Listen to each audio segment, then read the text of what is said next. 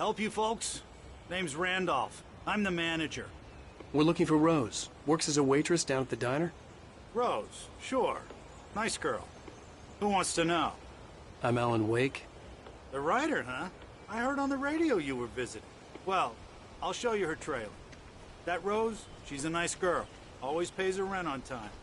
As I was saying, Al, I found all sorts of weird stuff from the local newspaper's archives. This place is crazy. Disappearances, mysterious deaths, urban legends come true, and, get this, most of this stuff takes place around Cauldron Lake. Well, you ain't wrong, mister. The Indians thought the lake was a doorway to the underworld. I'm the God-fearing type myself. I don't hold with that sort of thing. Yeah, okay.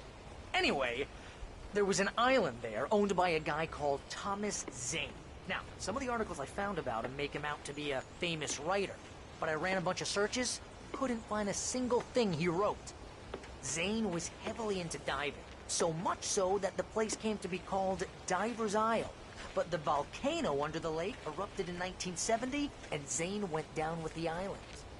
Yeah, how about that? It was there in the morning, as if it had fallen from the sky. But it would take a tornado to lift something like that.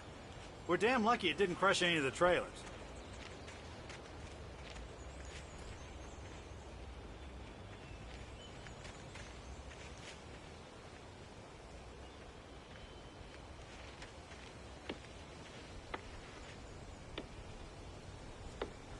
It gets better. A local girl, Barbara Jagger, drowned in Cauldron Lake just a week earlier. They were lovers.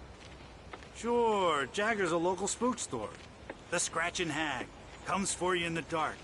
Childish stuff like that. Anyway, Al, I'm just getting to the best part. All of the articles about this stuff were written by Cynthia Weaver. I asked around, and she's that crazy bag lady you met. What, the lamp lady? She can be a little loopy, but she's not homeless or anything. Yeah, anyway, she knew both Jagger and Zane before they both died, and she had some kind of a breakdown.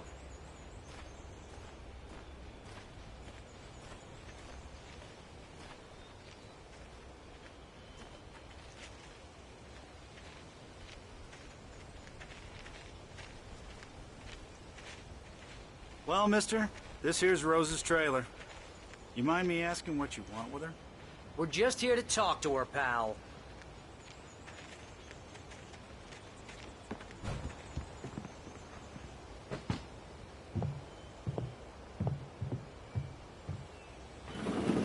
Welcome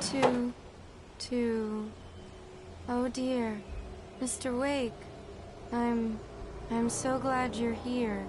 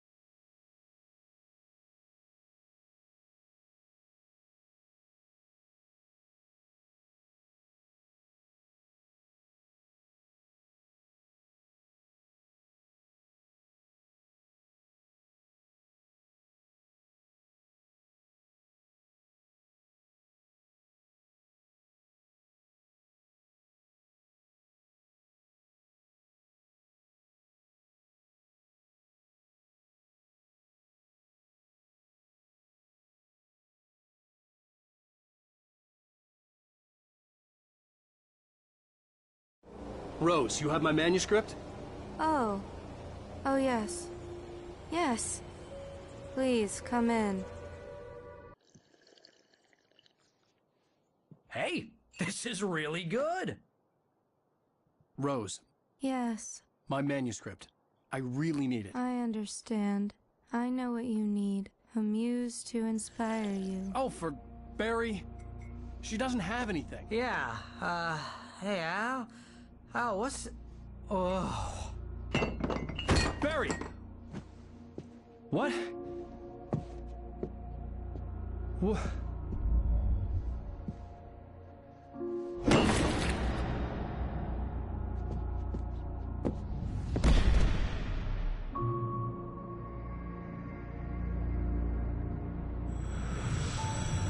It's coming for you, hiding in my barber's skin. I'm too weak to stop it. You must turn the lights on. I promised I'd come visit you and your lovely wife. You must finish what you started. I insist. You must turn the lights on. Turn the light on. Back to work, boy.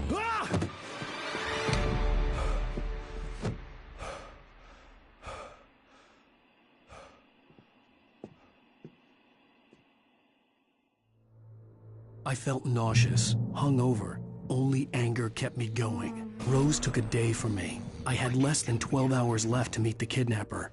All I could do was get Barry into the car, work something out once I got on the road. Barry was out of it. He was way too heavy to carry. Diner.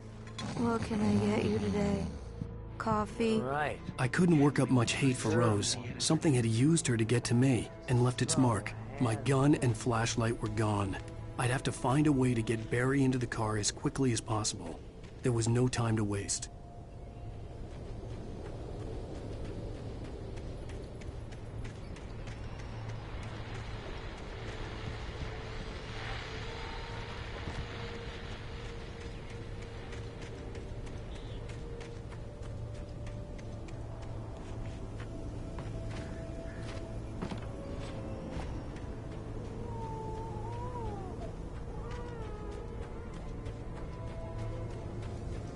Oh, you're gonna get it now.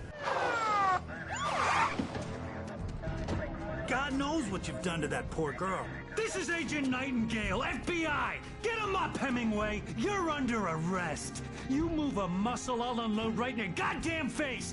Stay right where you are, Slane!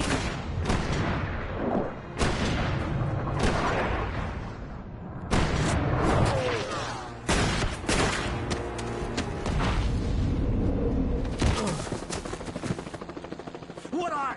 I'm standing right here, you goddamn maniac!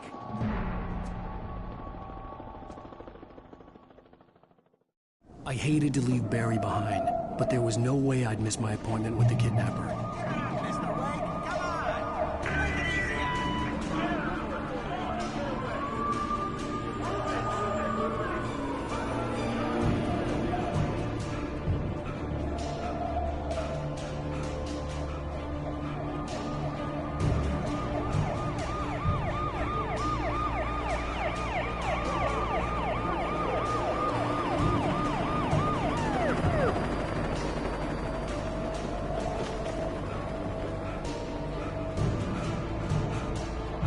Stop running!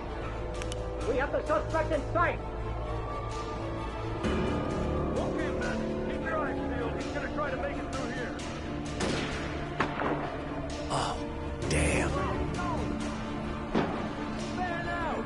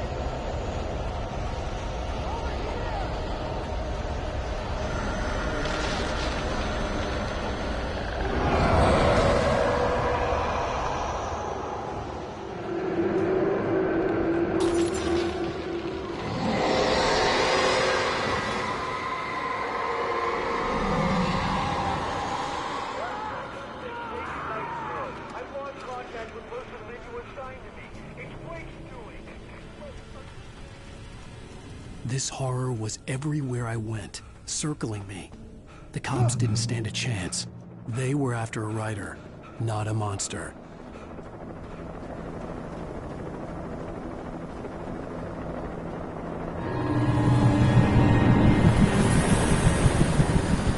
You on the ground. Hold it right there. There's nowhere to run. Freeze!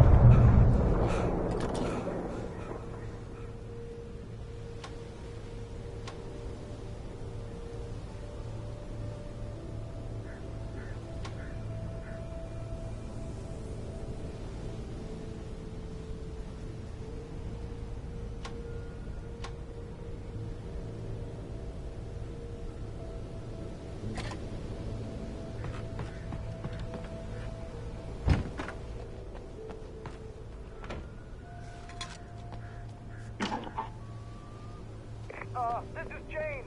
Mulligan, Thornton, come in. Over. Thornton here. James, we got both Wheeler and Rose in custody. They didn't put up a fight or anything. But hey, come on. Sit down and give me that. James, Mulligan here. Over. Go ahead, Mulligan. Over. I imagined that the broadcast tower in the distance was part of the local radio station. Maine seemed like a decent guy. Perhaps he could give me directions to the coal mine.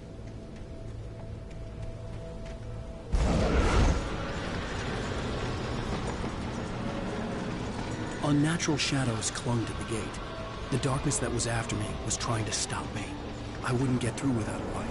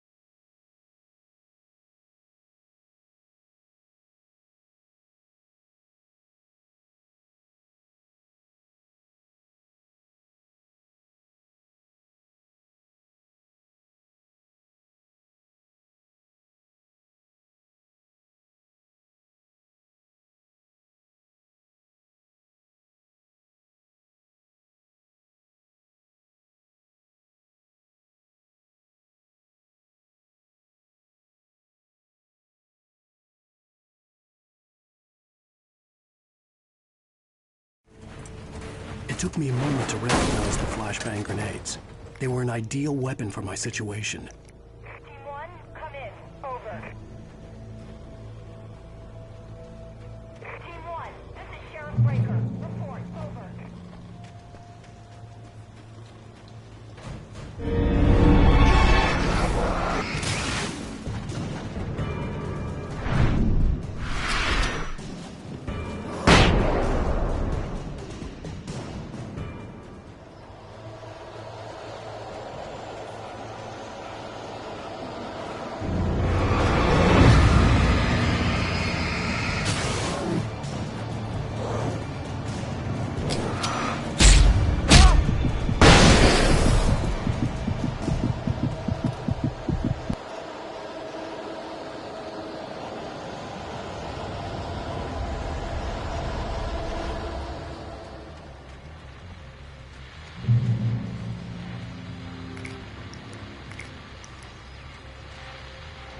And here's another call. You're on KBFFM with Pat Maine. It's Milt Peabody, Pat. What's on your mind, Milt? Well, I live near the trailer park, Pat, and there's a big ruckus going on over there. Well, that's just up the road from me, too. What's going on, do you know? I don't know, but there's a bunch of police cars there, lots of sirens, a helicopter buzzing around, and I think I heard some gunshots. Gunshots? Yes, sir, like from a pistol. So can you find out what's going on? Because it's just next door and they're popping off guns there. They're still shooting? No, it was maybe 10, 15 minutes ago. It sounds serious, Pat. I'm telling you, it don't sound like no party. Well, I'm certainly going to give the station a call, Milt. Okay. You'll hear it here as soon as I hear from them. Okay, thanks.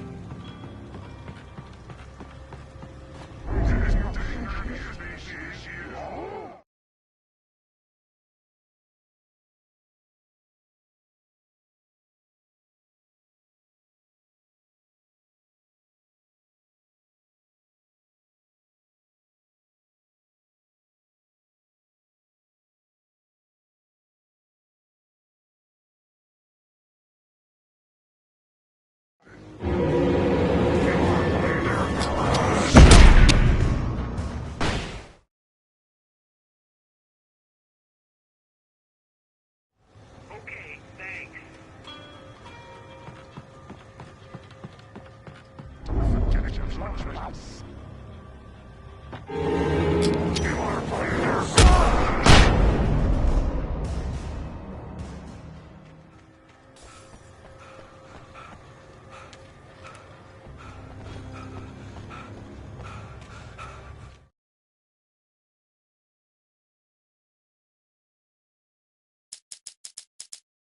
Mr. Randolph liked Rose.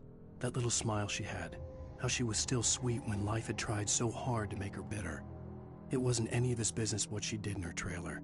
But those strangers, the writer and his smart-ass sidekick, looked like trouble.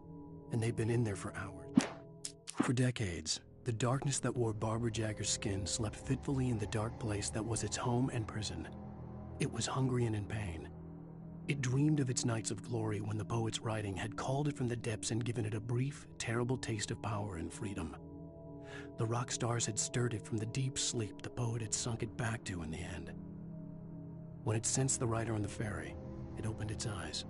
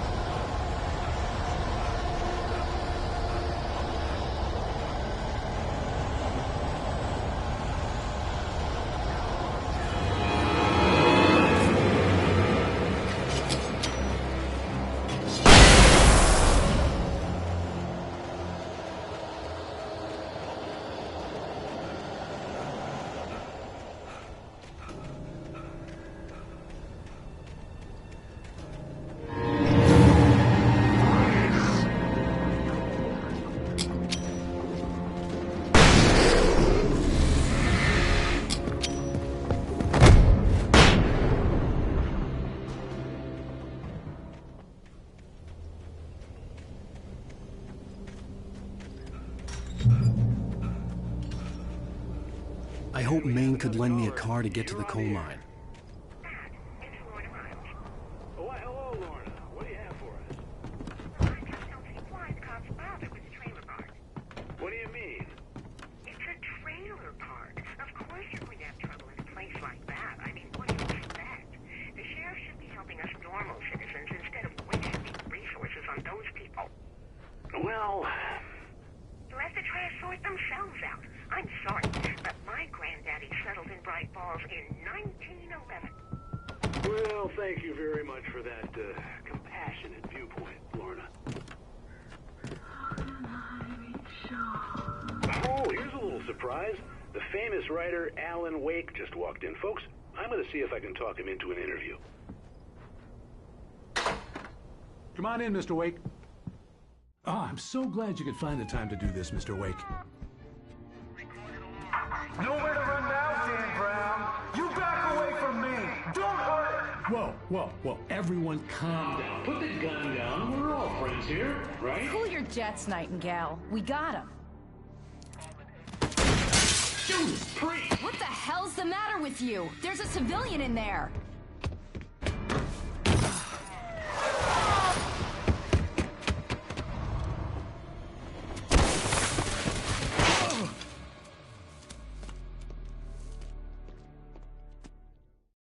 I'll get you yet, even if it kills me. You hear me? You hear me, H.P. Lovecraft? I had fallen off so many cliffs it was ridiculous. That's what you get for naming a book The Sudden Stop. It was probably good I hadn't had the chance to tell Maine where I was going. I'd have to lose the cops and find my own way to the mine.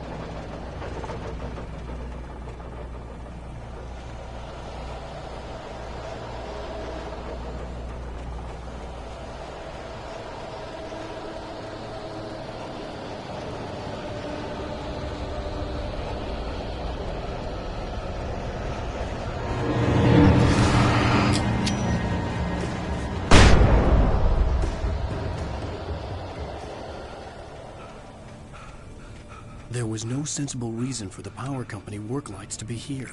It was almost as if they'd been left for someone like me to use.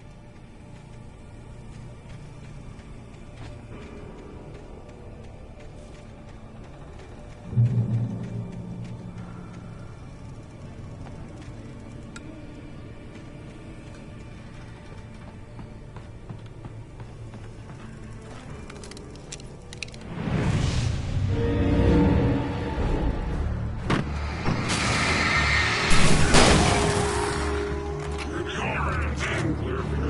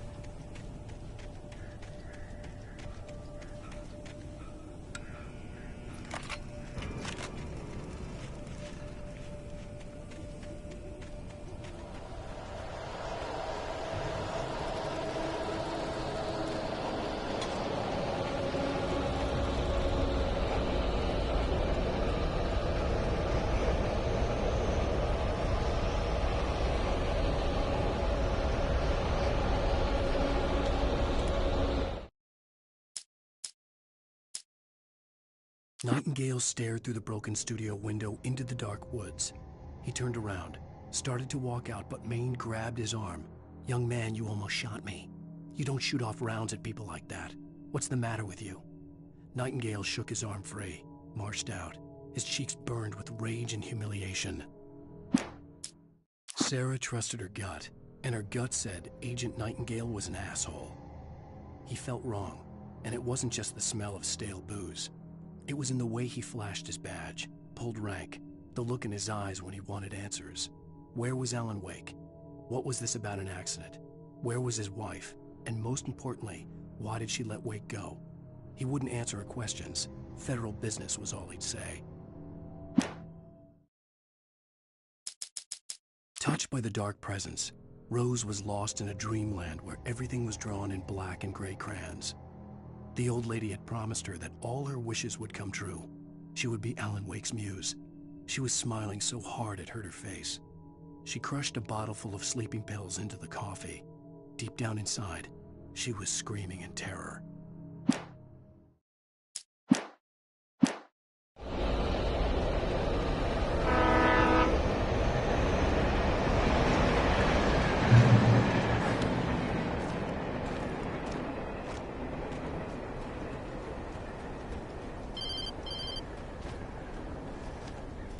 Hello? The most stubborn man I've ever met. Alice? Something else. Looking out from behind your eyes. Alice, I'm here. I'm so alone here. It's all gonna go to hell. You need to be careful. Cooperate. The connection had been terrible, but that wasn't the only thing that hadn't been right with the call. She sounded wrong somehow, but she had called me.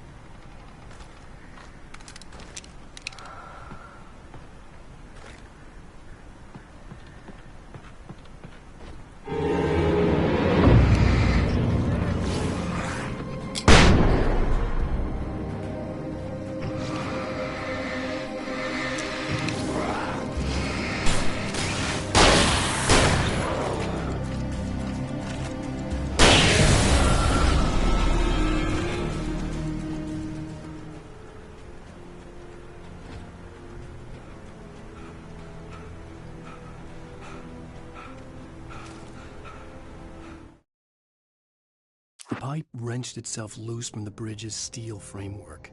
Wrapped in darkness, it floated in midair, twitching. For a moment, I didn't understand what I was looking at. The heavy object lurched at me with impossible force. I threw myself out of the way, but just barely. When I turned my flashlight on it, it shook in a dark rage before it flew at me again.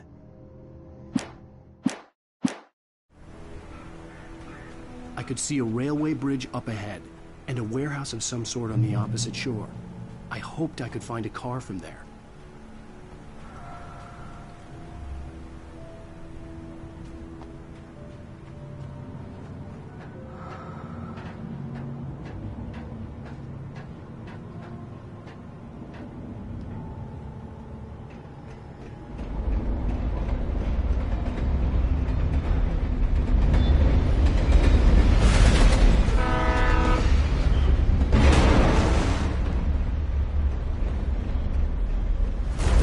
That was pursuing me was growing stronger, and it was taking over everything in its path.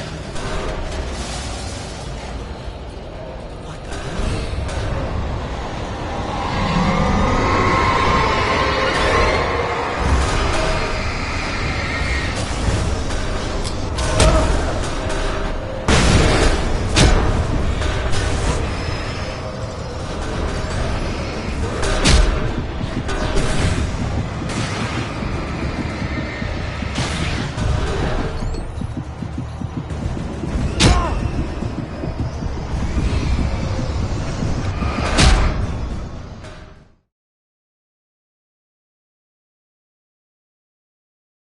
opposite shore.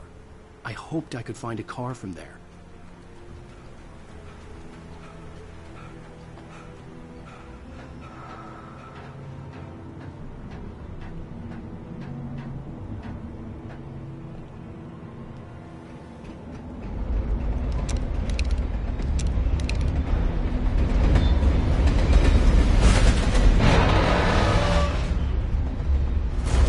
That was pursuing me was growing stronger, and it was taking over everything in its path.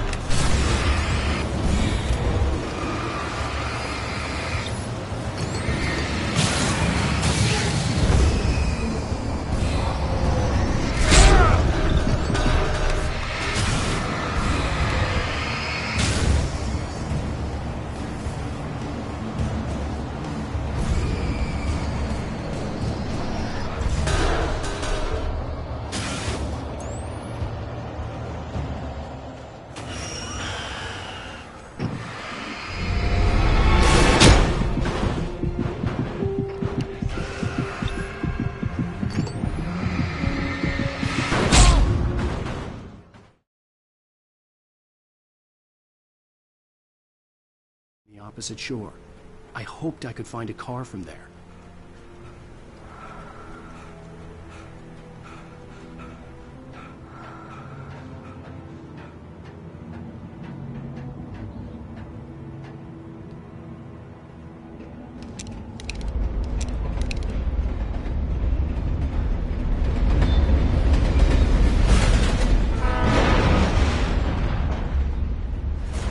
That was pursuing me was growing stronger, and it was taking over everything in its path.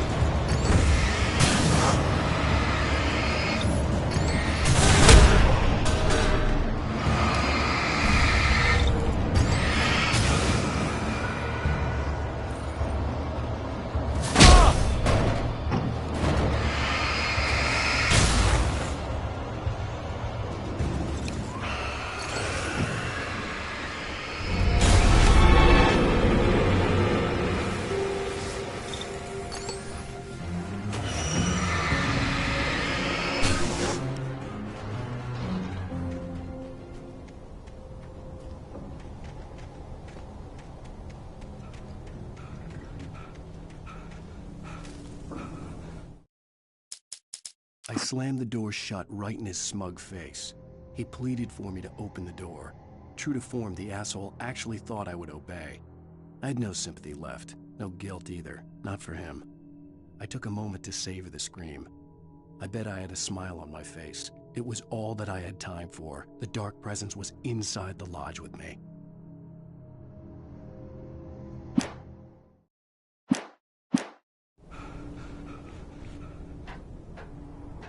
As a teenager, just starting to get interested in writing, Stephen King had been a source of inspiration to me. I thought about all the inanimate objects that had come to life in his books. No one is safe in a good horror story. Certainly not the protagonist. That's what makes them fun. This was anything but. The darkness could possess anything, and it was getting closer.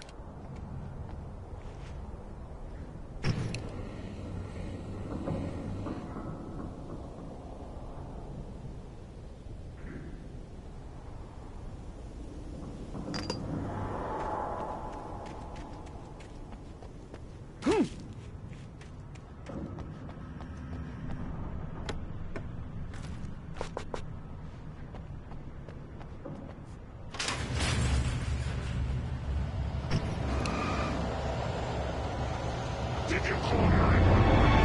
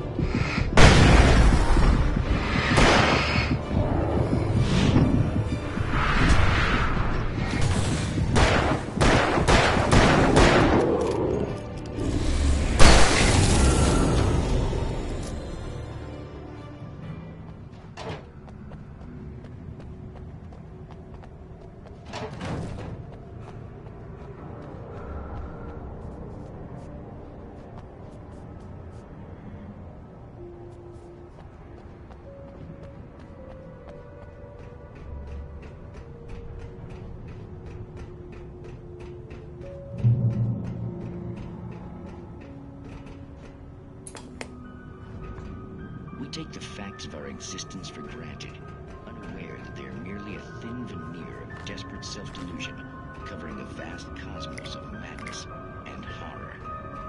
All too often, the stars are right. In Night Springs. Tonight's episode, A Family Occasion. Journalist Alvin Derleth's trip to study the local customs of an insular community in Night Springs has been less than successful. Until tonight. Well, I'm glad you changed your minds about this. Ancient customs, local mythology. My editor loves this kind of stuff. Well, Mr. Derleth, we don't want to feel like we're on exhibition, but you have demonstrated the seriousness of your intent. Oh, I am serious. Really, just do your thing. I'll stay out of your way and observe. Actually, I thought you could assist us. I'm afraid we are a man short. It would provide you with an intimate perspective. Could I really? Of course, Mr. Derleth. Well, I guess that's the least what would I have to do? Oh, here. Let me show you with a kiss. What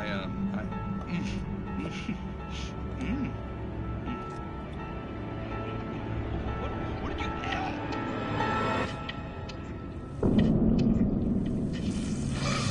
Oh, Mr. Derleth, you have well pleased Nixie Perka, the dweller in flesh. Your body shall host his 1,000 young, and all shall be glory.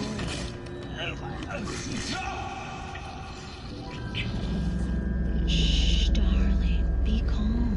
Shh. Alvin Derleth learned a harsh lesson. If you go looking for mythology, it may come looking for you. And such quests always bear fruit. Night Springs.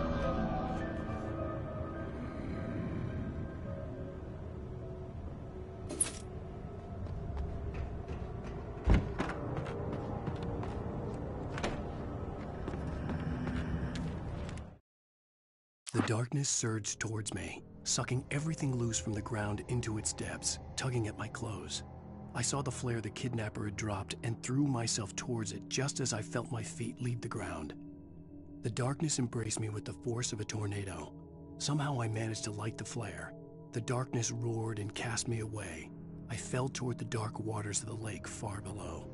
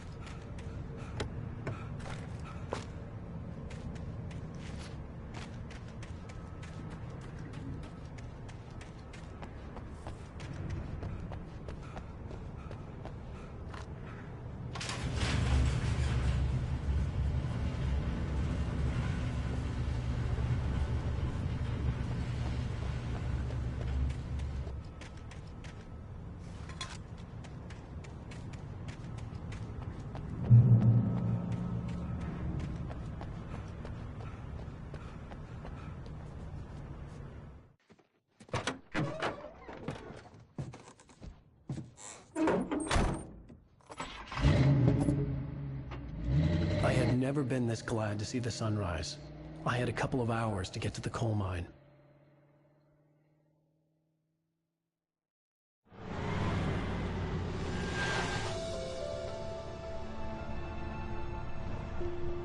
The coal mine wasn't far now.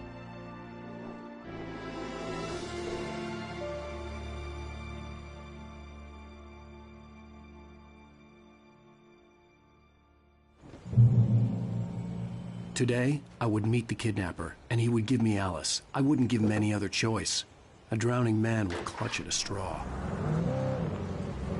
Little by little, without realizing it, I'd come to believe that the story in the manuscript was coming true.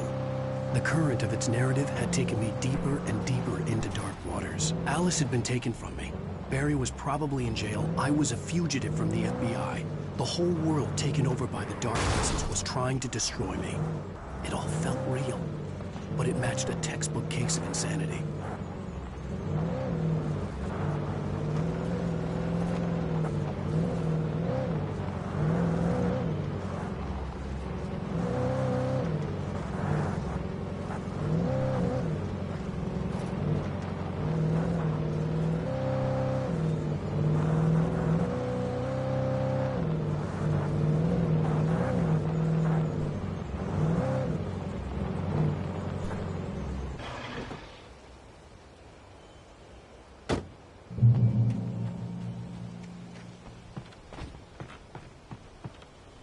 This is Pat Maine, and you're listening to KBF-FM. Folks, I want to apologize for kind of abandoning you to that looping music track last night, but I was detained.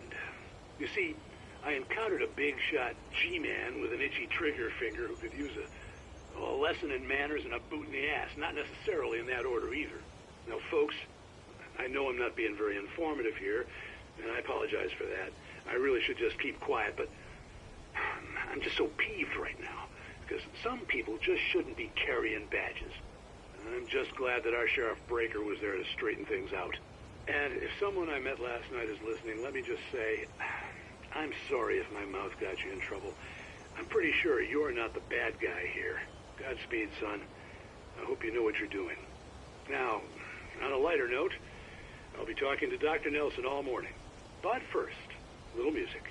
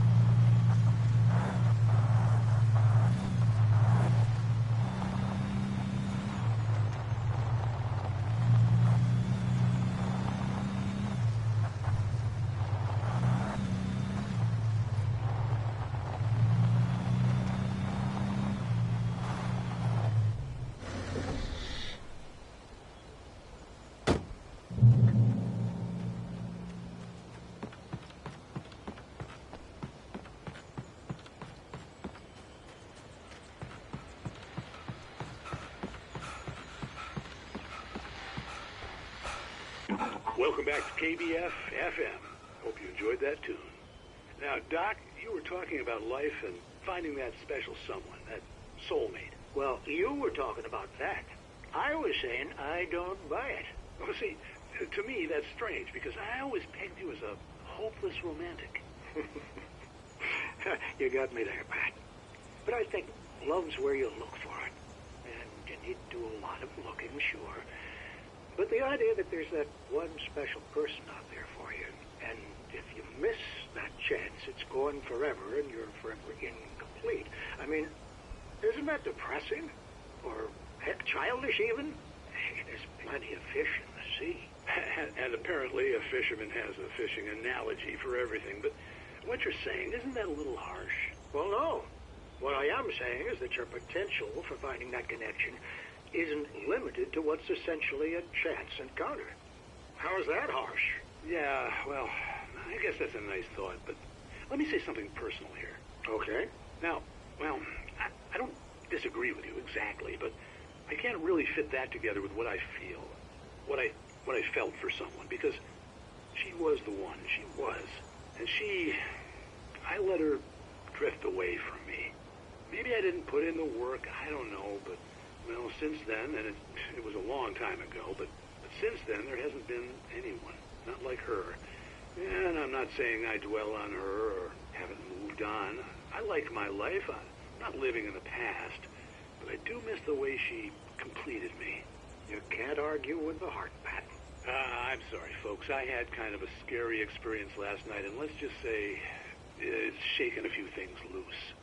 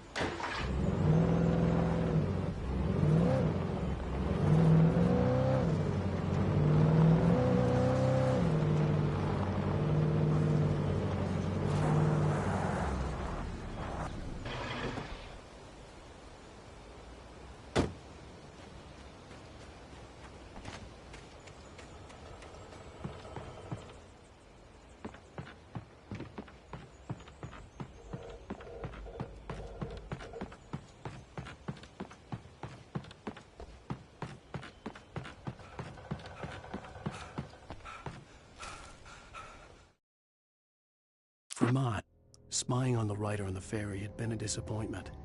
His boss had made Wake out to be something special, but Mott hadn't been impressed. He'd gotten a good long look at the wife, though, and he liked what he saw. Mott had fantasized about goading Wake into a fight, but it hadn't happened. Still, he'd get his chance to see if the writer had anything in him. He'd been promised as much.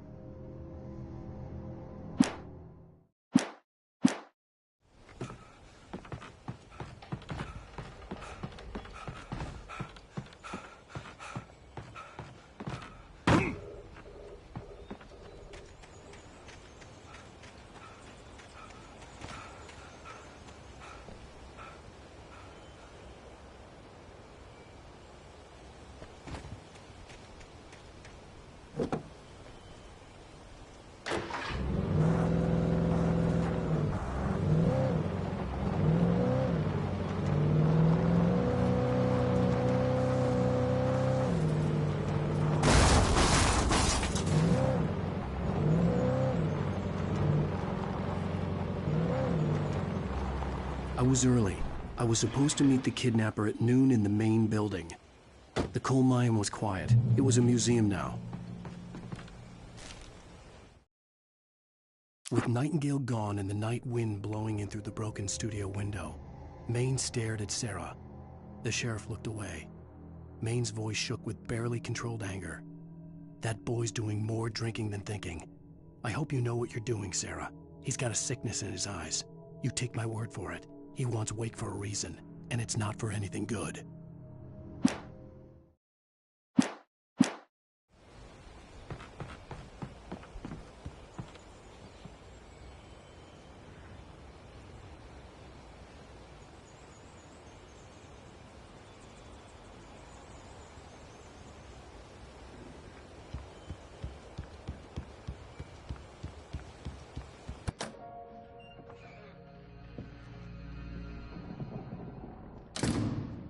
I didn't want to go outside. Cops had to be looking for me. The noon sun turned the place into a sauna. The day dragged on.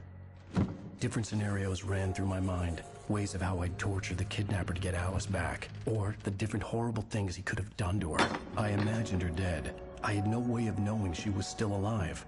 It was killing me. I was running on blind hope. It was all a waste of time. The bastard never showed up.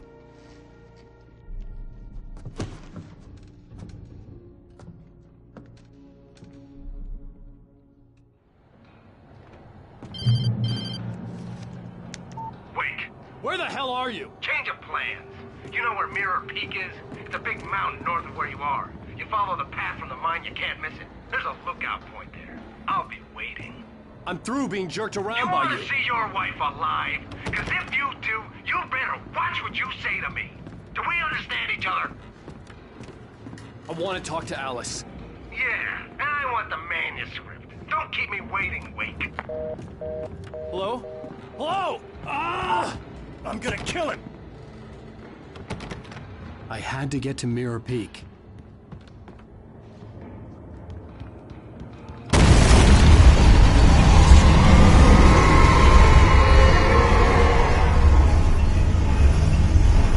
It was close, maybe closer than ever before.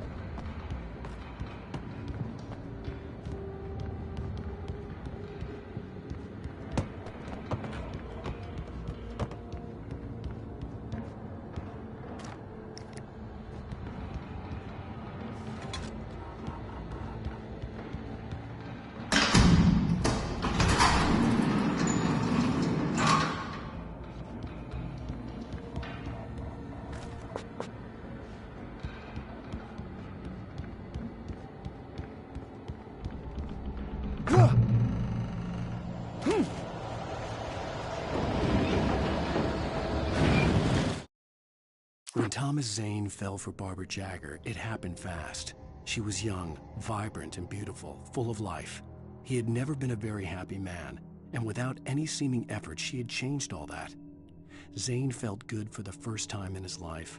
Everything she did was another piece of a jigsawed puzzle he hadn't even known he'd been missing. And best of all, she made the words flow, strong and sharp. She was his muse.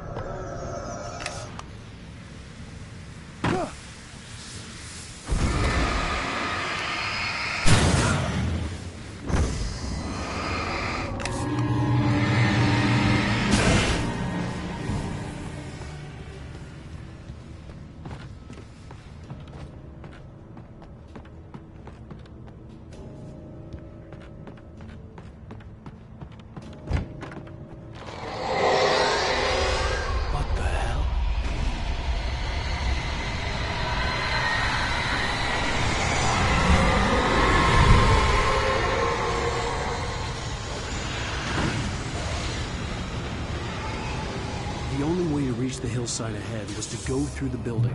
I had to find a way to avoid electrocution.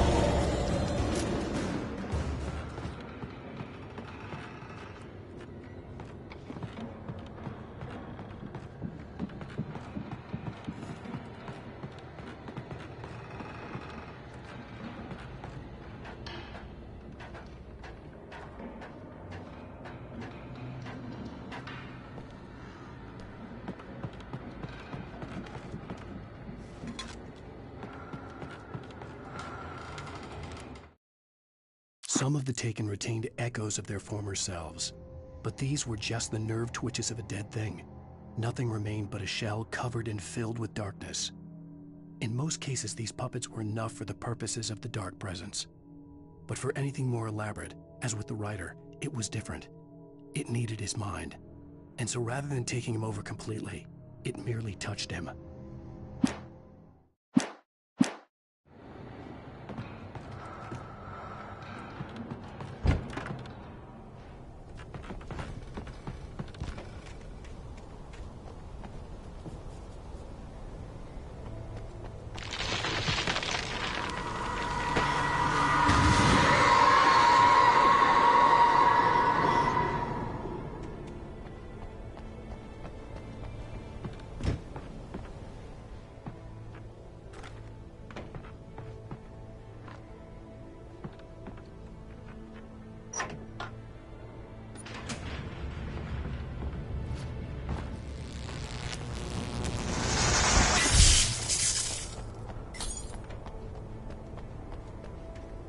There was no way the flashbang grenades were standard power company equipment.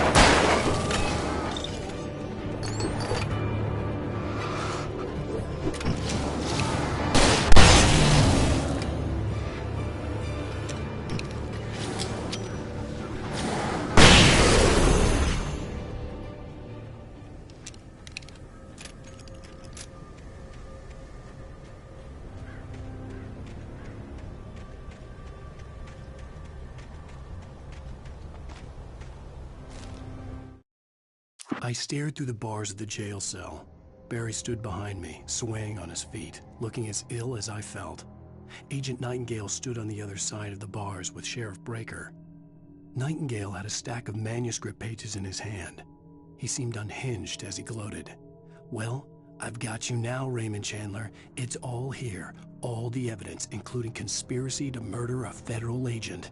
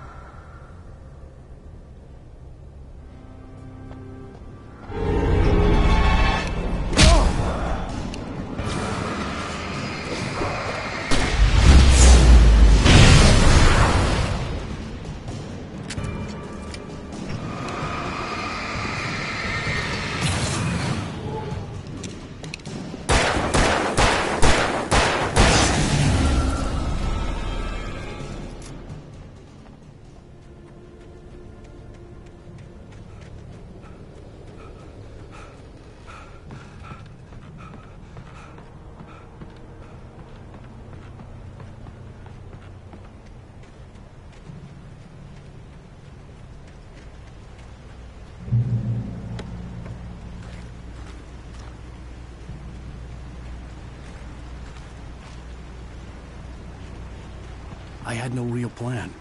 I was going to give the kidnapper all the manuscript pages I had for Alice. If that wasn't enough, I'd hold him at gunpoint and make him talk.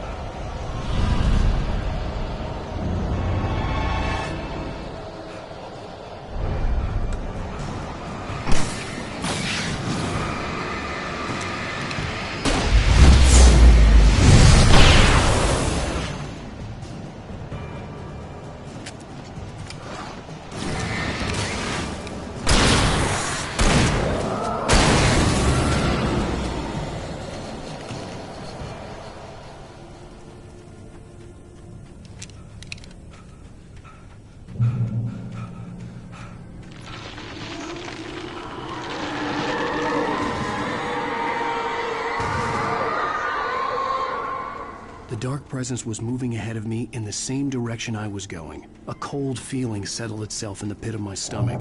Was it going for Alice? The graveyard shift may cause cancer.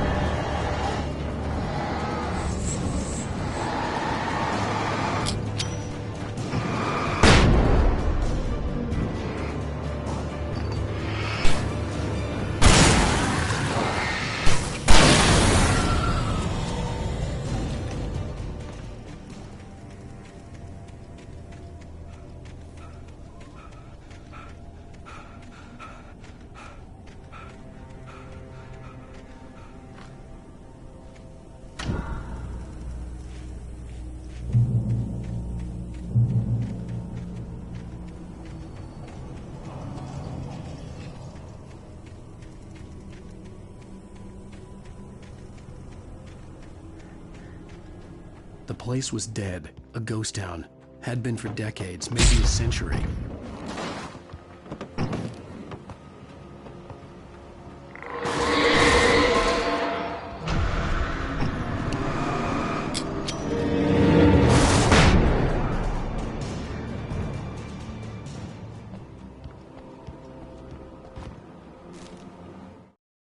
Things were never as simple in real life as in fiction.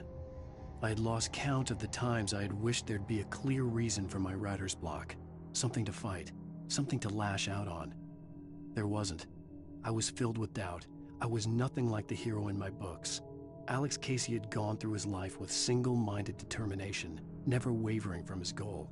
Even now, I was angry at myself, angry at Alice, angry at Barry. I was fumbling and I had no plan.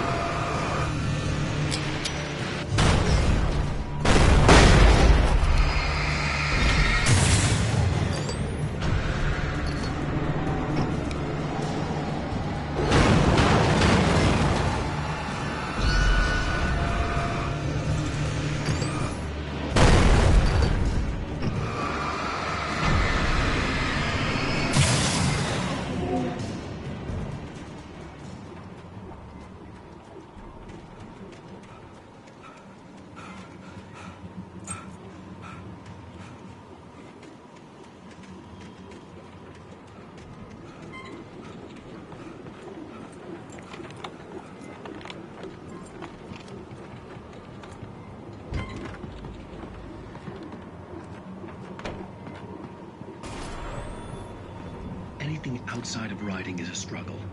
I feel ill. I managed to make my way downstairs. There's a shoebox filled with books and papers by Thomas Zane. It's very hard to focus, but I managed to read some of it. He's a poet, and a good one.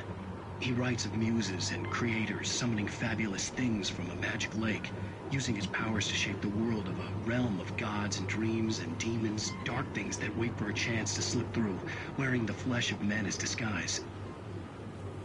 Zane writes about himself, his girlfriend being taken over by a dark presence, about growing scared of the lake. Zane believes it's a mirror to the gaping void of darkness above, where some Lovecraftian presence lurks. I crawl back upstairs. I'll borrow these things for my story. They ring true. They fit.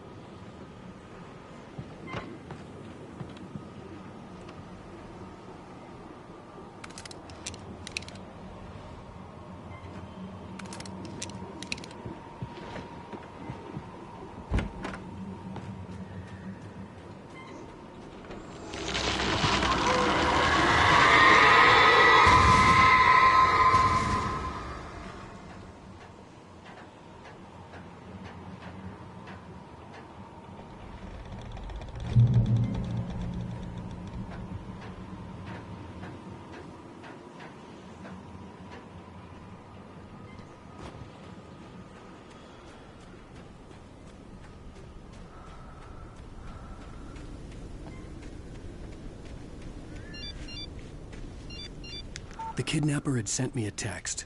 The message was full of spelling errors and insults. It was telling me to hurry up.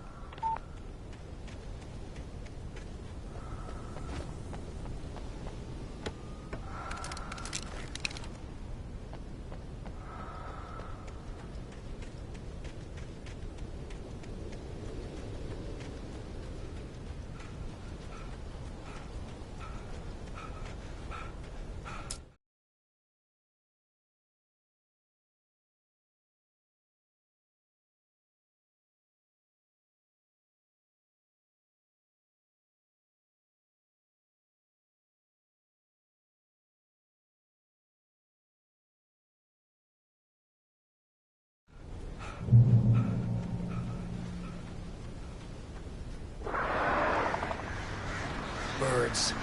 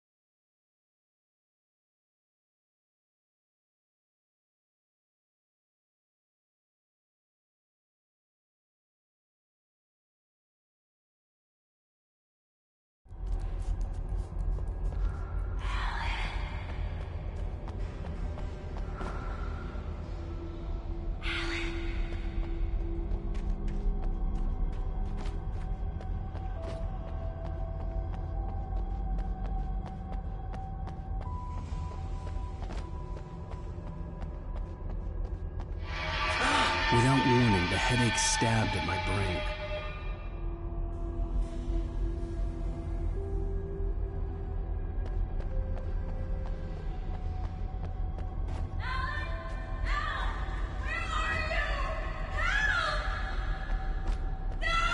Alice?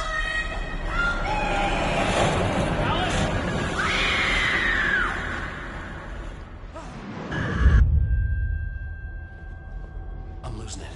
I gotta get out of here. The hunters were big, thick-set men, confident and at home in the woods. They were feeling good, running on beer, ghost stories, and camaraderie late into the night. It did them no good, as they were taken by the dark presence, sucked deep into a darkness far worse than any ghost story they ever told or heard.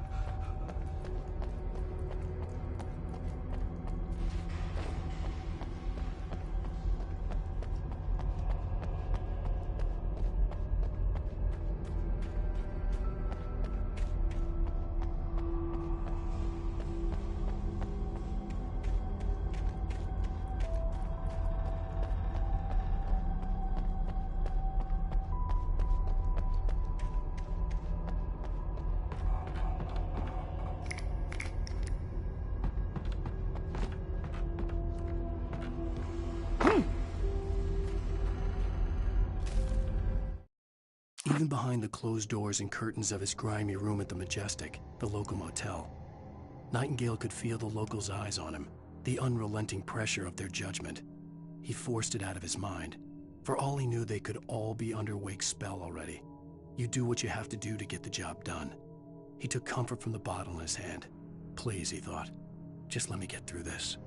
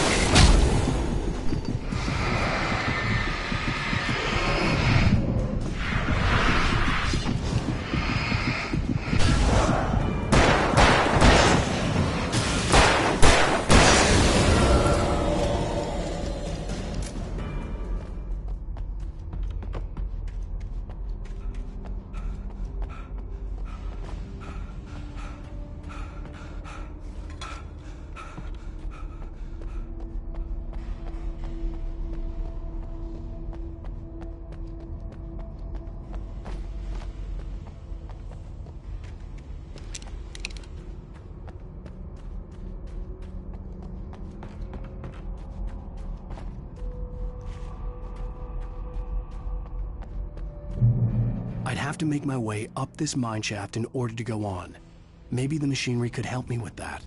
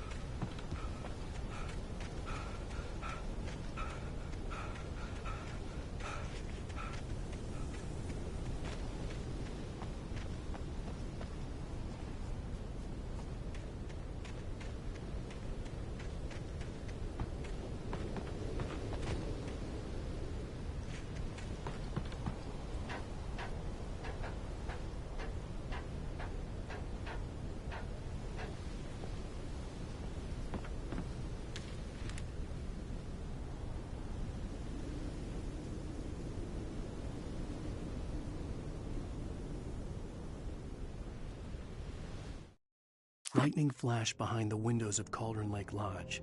Tor Anderson laughed and held the steel hammer above his head. Nurse Sinclair was trying to calm him down without success. Tor grinned madly and shouted, "My hammer's up. Here's a friendly poke from Molnir, wench." He brought the hammer down with all his might on Sinclair's head. "We're on a comeback tour, baby."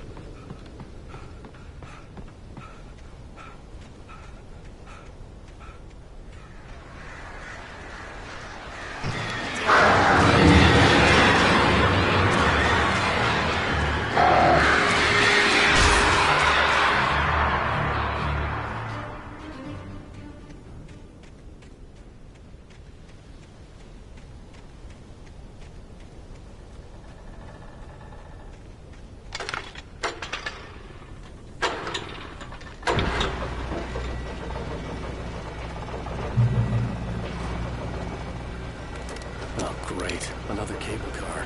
Just great.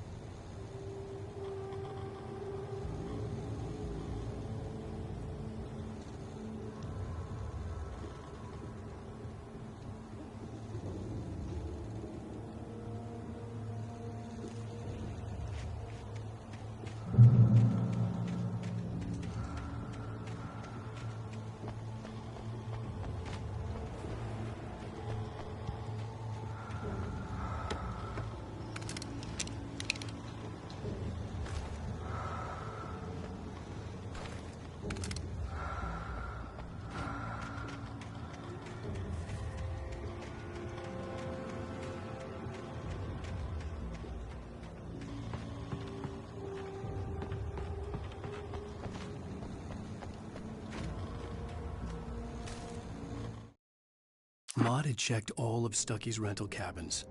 There had been no sign of the Wakes.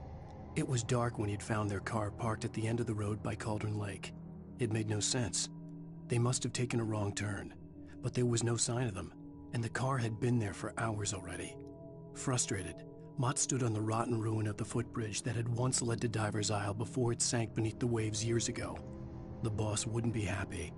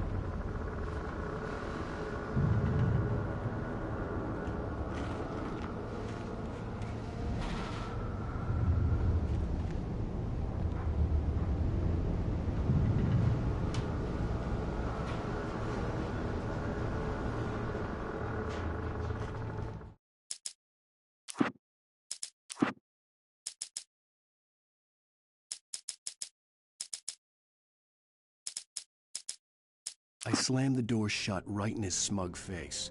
He pleaded. The darkness surged towards me, sucking everything loose from the...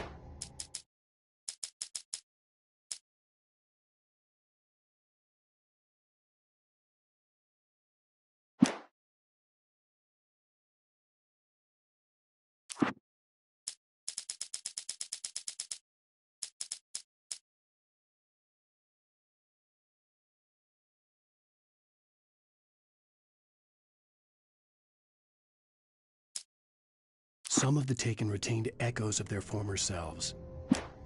I stared through the bars of the jail cell. Things were never as simple in real life as in fiction. I had lost count of the times I had wished there'd be a clear reason for my writers.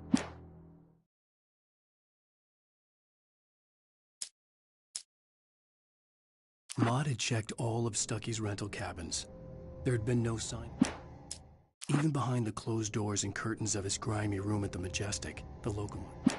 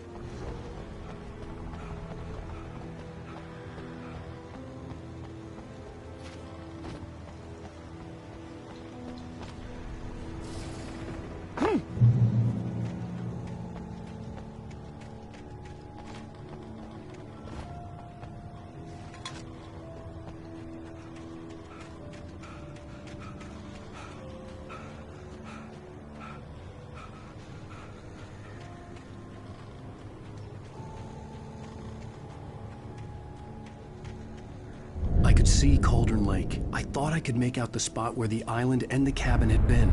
There was a light near it. It had to be a boat.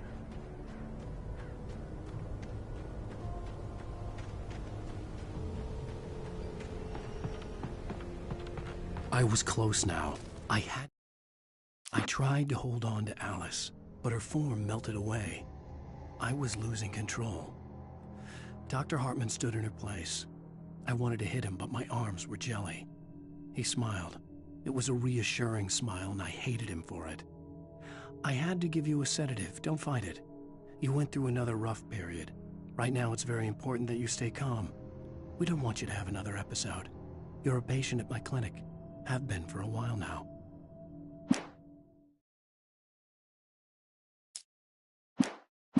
To get there fast.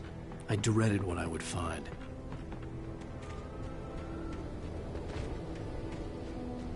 Wait!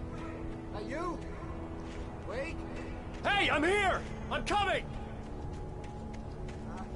No! Get away! Sorry. Please, it's late. The boss didn't know who he was messing with. I didn't know. I swear, I didn't know. We don't have his wife. We don't know where she is. She's probably drowned. We just said we had her to make a play ball.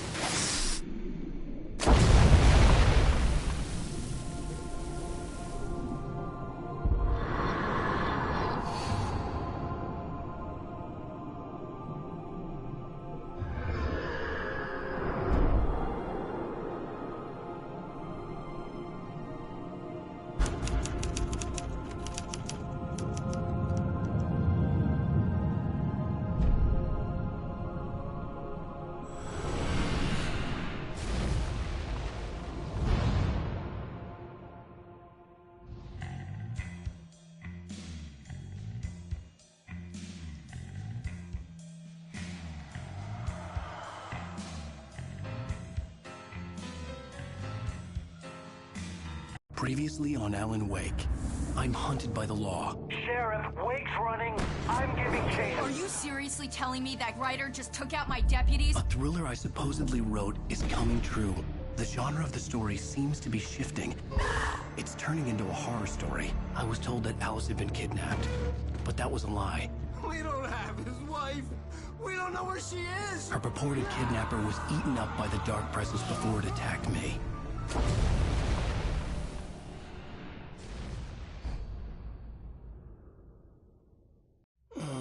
Alan, shh, baby. It was just a nightmare. Alice. There you go, Alan. Hartman. I fell. I had to give you a sedative. Don't fight it. You went through another rough period. What? Right now, it's very important that you stay calm. We don't want you to have another episode. You're a patient at my clinic.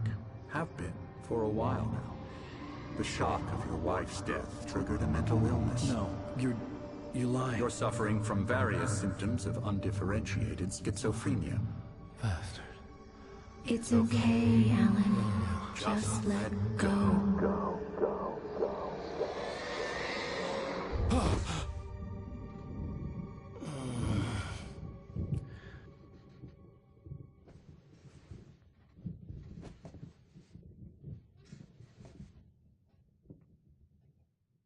I felt groggy. Whatever Hartman had bumped in me was making me numb. I felt like this was happening to someone else. Someone I was watching on television. I couldn't think. Couldn't focus. The door was locked. I was a prisoner here.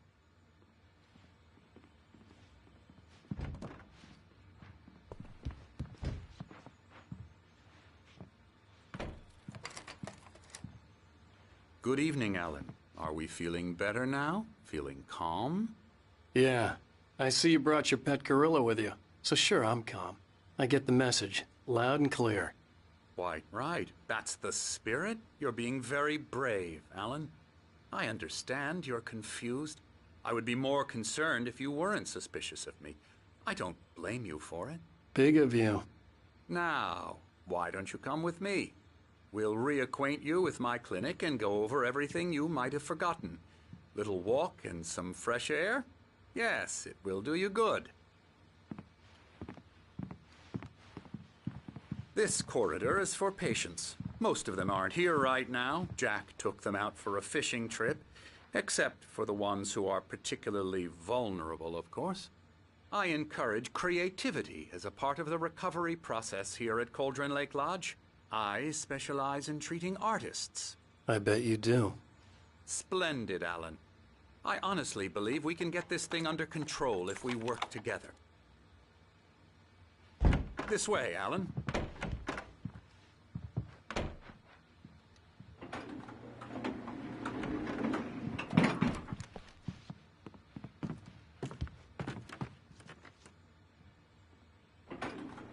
Now, Alan, from past experience with you, I know I need to get right into the heart of the matter as quickly as I can after an episode. So I'm just going to say this. Alice is dead. No. You're in a very vulnerable state until you understand and accept this. Alice drowned, and you couldn't face that. You're suffering from hallucinations, paranoid delusions, unusual thinking, an obsession about light and darkness, a feeling that everything revolves around you, your thoughts and dreams. Your mind has constructed an elaborate fantasy scenario in which your writings are affecting reality. She has been kidnapped, and supernatural forces of darkness are trying to stop you. We go this way, Alan. I wasn't ready for another shot, so I went along with it. He had to be lying. But under the influence of the drug he had given me, I had to fight not to believe his words. It's all in your head. You've been making it up. Apart from the tragic accident with your wife, no one has been killed. Your delusions are just a manifestation of your subconscious mind trying to protect you from the too painful truth. Unless we fight the fantasy, it will return. I know the instinct is to resist me, but think about it. Doesn't this make far more sense than the insane supernatural conspiracy you have concocted in your mind? You're a skeptic by nature, Alan. We both know this. Everything can be explained logically.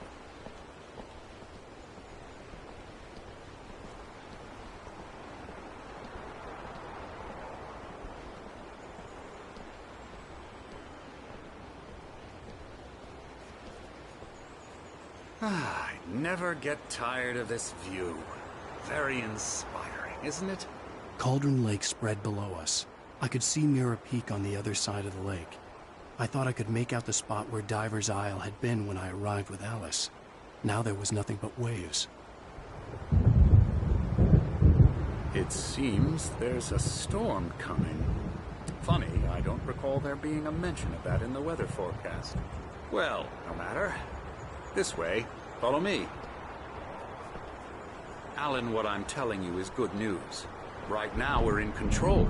Every time you have a relapse, it gets more and more difficult to resurface from the dark depths of your imagination.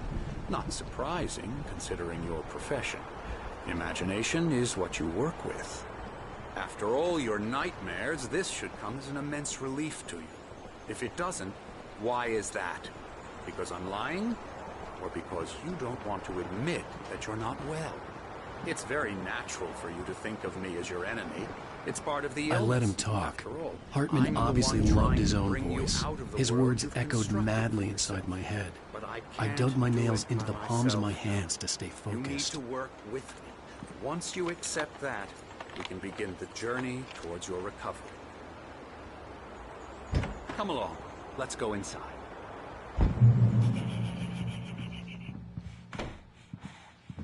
Here's the entrance to the office wing. That's for staff only. You were impressed by my trophies when you first arrived here. I do love to hunt. The great outdoors, Man versus nature. It's wonderful stuff. Pretty damn wonderful, yeah.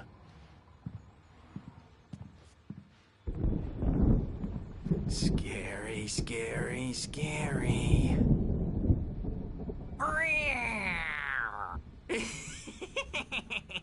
Emerson.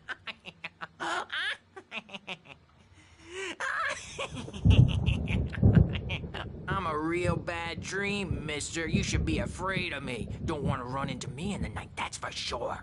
Please, Emerson. Mr. Wake is confused enough as it is. Yeah, you'd like me to go away so you won't be scared. But you can't just decide what kind of dream you have or when you have it.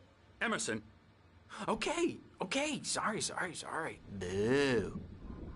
That's Emerson. We're actually making some progress with him, I'm happy to say. He works on video games. Ooh, yeah. It's trash, of course, but it does involve some small creative effort, which makes him receptive to my therapeutic methods. No kidding.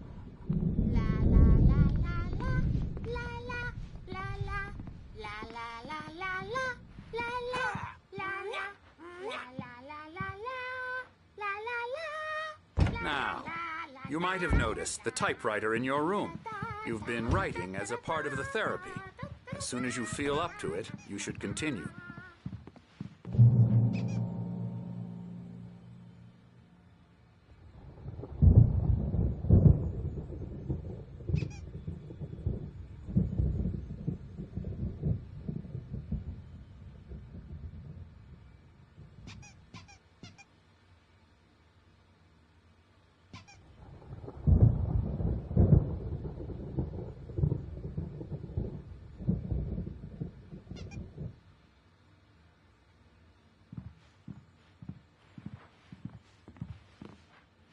My rheumatism's killing me. There's a storm coming. Oh, what a storm. I hope it wipes this place off the face of the earth. And these two are the Anderson brothers, Odin and Thor. They had how should I put this? A heavy metal band in the 70s and 80s called Old Gods of Asgard. They even adopted new first names to complete the image of Viking gods. After the band broke up, they lived on a farm nearby. They are, well, in advanced stages of dementia. They're well cared for, TLC and all that. There's nothing more that can be done. I'm afraid that the rock and roll lifestyle has left its mark. Oh, that won't do. I'm so sorry to cut this short for now, Alan. The power has been acting up. I'd better go check on it. We'll continue this soon. Meanwhile, when you feel up to it, return to your room and try to write. It really is for the best. Don't you think? I'd like to bash his head in with a hammer. Oh, he'd love to fish out our secrets, but he has no clue. He's not crazy enough. Not crazy like us, Sonny. Yeah! Being crazy's a requirement, Sonny. Who else could understand the world when it's like this? It takes crazy to know crazy. That's the sanest thing I've heard in a while. Zane! You're all right, Tom. Hey, we like him, don't we, bro? He's got to go to the farm. The Anderson farm. Valhalla! We wrote it all down, lest we forget. A crash course. All you need to know to get your head right. You need to find the message. Here, Sonny, here's something for you. Gave me a rash, but I kept it safe from these bastards. My head was clearing up, or according to Hartman, I was sinking back into the fantasy. I was convinced he was lying to me about everything. Crazy or not, the Andersons made more sense. Yeah, good thing he's not overreacting or anything. Well, he's the boss. I may need a hand here later on, Birch. The storm's bound to make you-know-who jumpy. You know how they get. Gotcha. The doc's got me looking after Wake here, but holler if they get too rowdy. I'll do that, Birch. Something's wrong. Hartman had mentioned that the power had been acting up. It's hard to Maybe think. that was the reason for the generator and the work light on the I balcony. can only focus on writing. Everything else is a blur. I'm trapped in this cabin. Have been for days, but it's always dark outside. My editor is real. I saw her again. She's not human. It's not human. A dark presence is wearing the old woman's face. She was covered in clinging shadows. There's a hole in her chest where her heart should be. I think I've made a horrible mistake. I don't think I'm any closer to saving Alice. It's been lying to me, using me to get the story it wants, and the story will come true.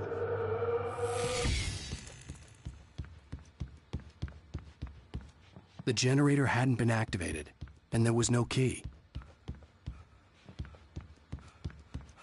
Hey, Wake, why don't you humor Dr. Hartman and give the writing a shot, huh? Typewriter's in your room.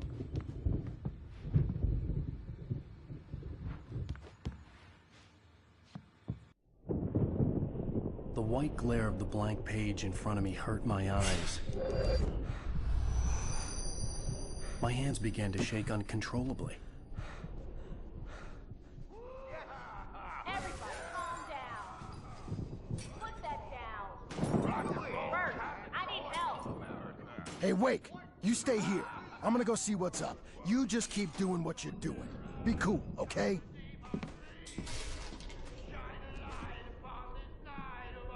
I didn't know what the chaos was all about, but it could be my only chance of getting out of here. Where the hell did he get a damn hammer? I don't know. Here's a really poke from me. Hartman kept talking, giving Barry the grand tour, clearly proud of the place. He went on and on about his hunting trophies, and Barry was impressed. But he was here on business. He raised his voice, cut through the monologue. Hey, Hartman, where's Al? Hartman stopped in mid-sentence, annoyed at the interruption. He nodded at the hulking orderly standing nearby. The man smiled and clapped a practiced hand on Barry's shoulder. Zane could feel the poems, taking form, shaping things. As he experimented, he imagined Hartman kept talking, giving Barry the grand tour, clearly proud of the place. He went on and on about his hunting trophy. Oh, afraid of the crazy brothers, are ya? Not so weak now, Sinclair looked bad. are we? That wasn't a love tap. The crazy old fart hit her hard. If she was one of Hartman's goons, she had it coming. I could get the key to the office room from Sinclair. I had to get to Hartman's office. He had taken all my manuscript pages. That's where he'd be keeping them. It's my store. I'm taking it. We're on a comeback tour, baby. Come out and face the music, Birch. It's time to pay the piper. Let me out of here! Hartman, do you hear me? I'm gonna sue your crazy quack ass to shreds! Seriously! Do you have any idea? Barry? Ow! About time! Barry, man, am I glad to see you. We need to get to Hartman's office. It's right next door. You okay? Yeah.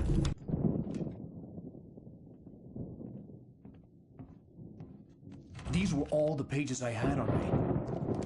And more.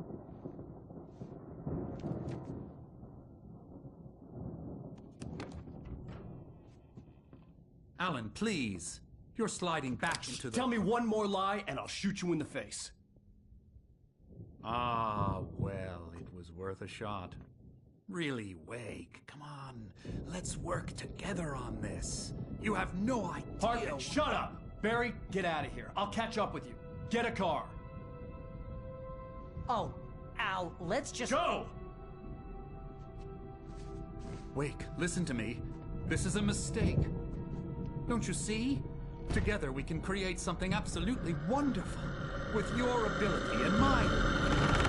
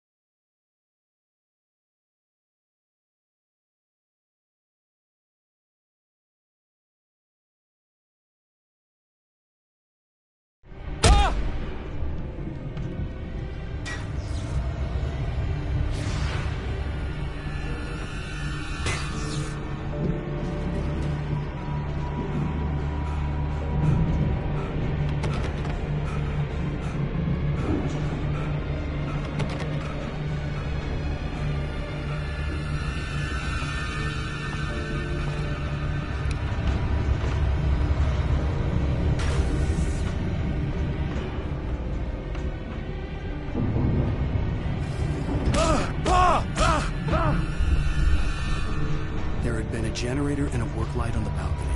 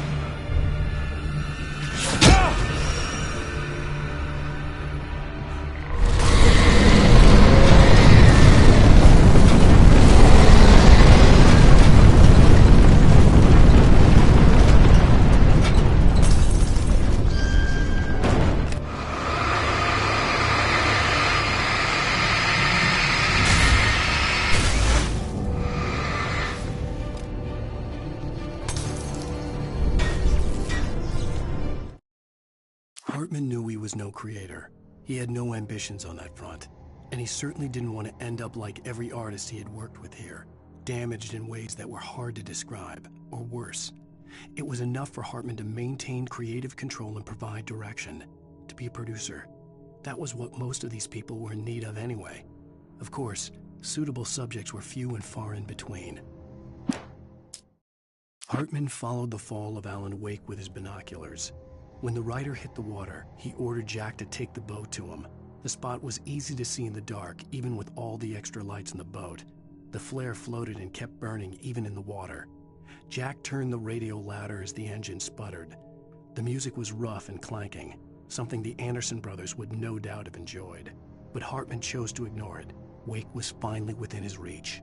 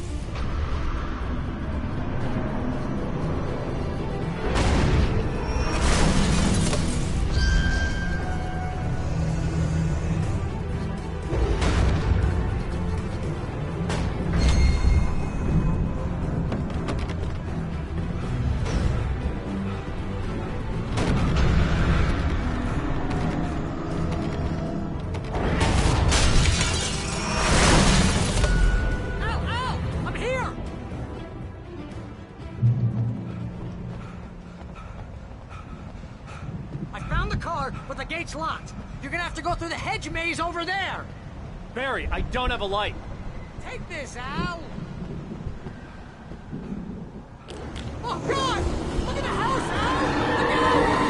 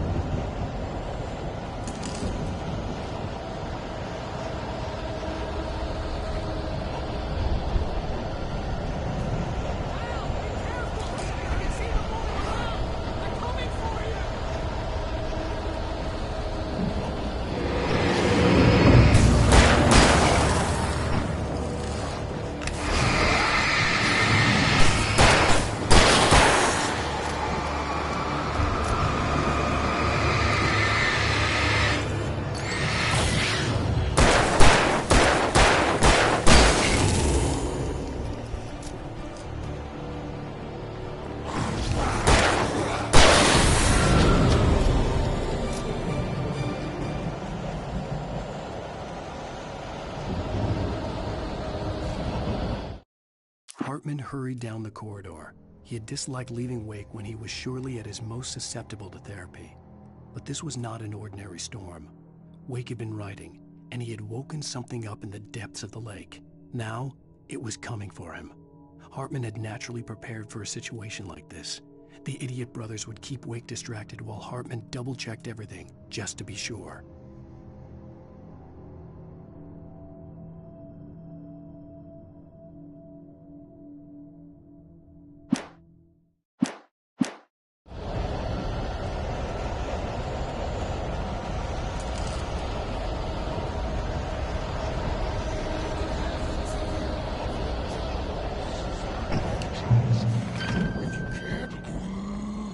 Channel, we turn it off. We don't want any fighting. It makes people mad.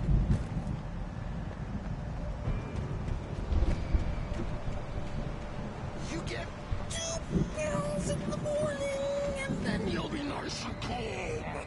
You get 3 pills in the evening. You'll sleep like a baby.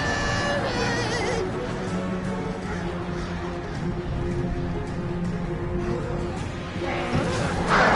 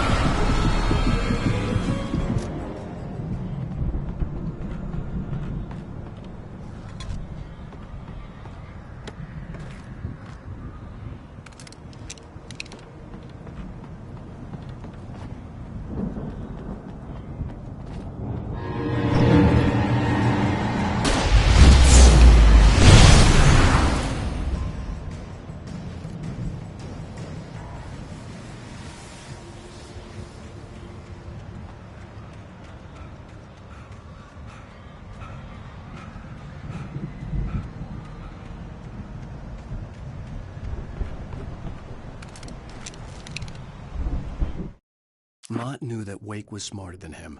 Wake had more money, a beautiful wife, everything. And Hartman said Wake was important. That made him better than Mott. But Mott was calling the shots now.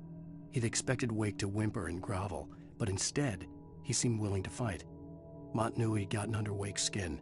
If only Mott actually had his wife. The thought made him shiver.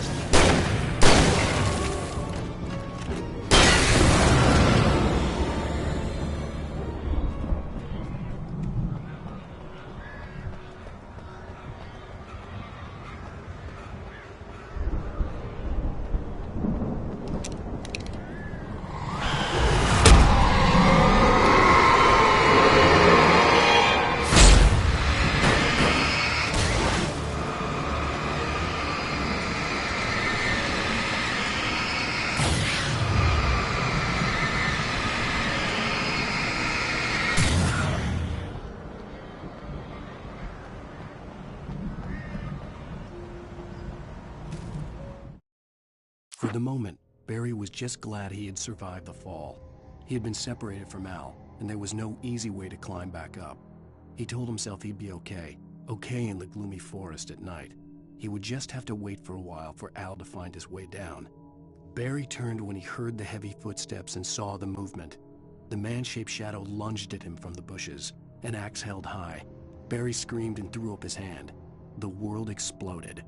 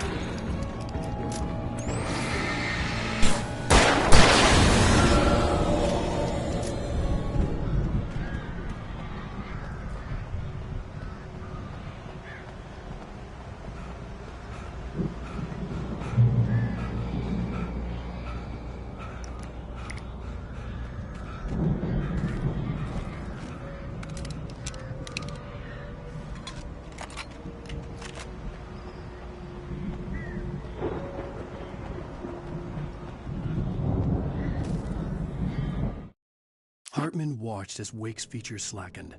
The man was bullheaded, no doubt.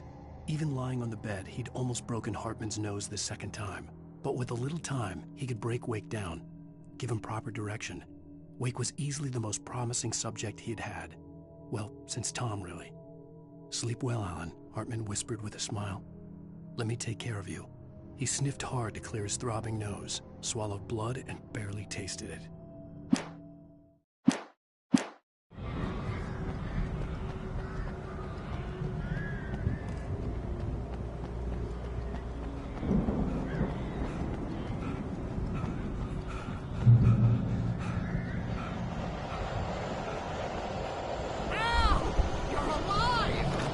Let's get out of here. Can you open this gate?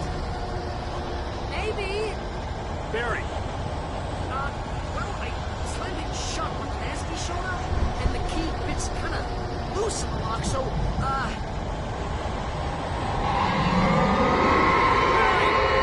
find it. Don't worry about it.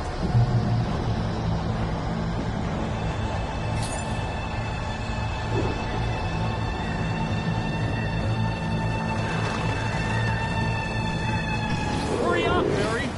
I'm on it!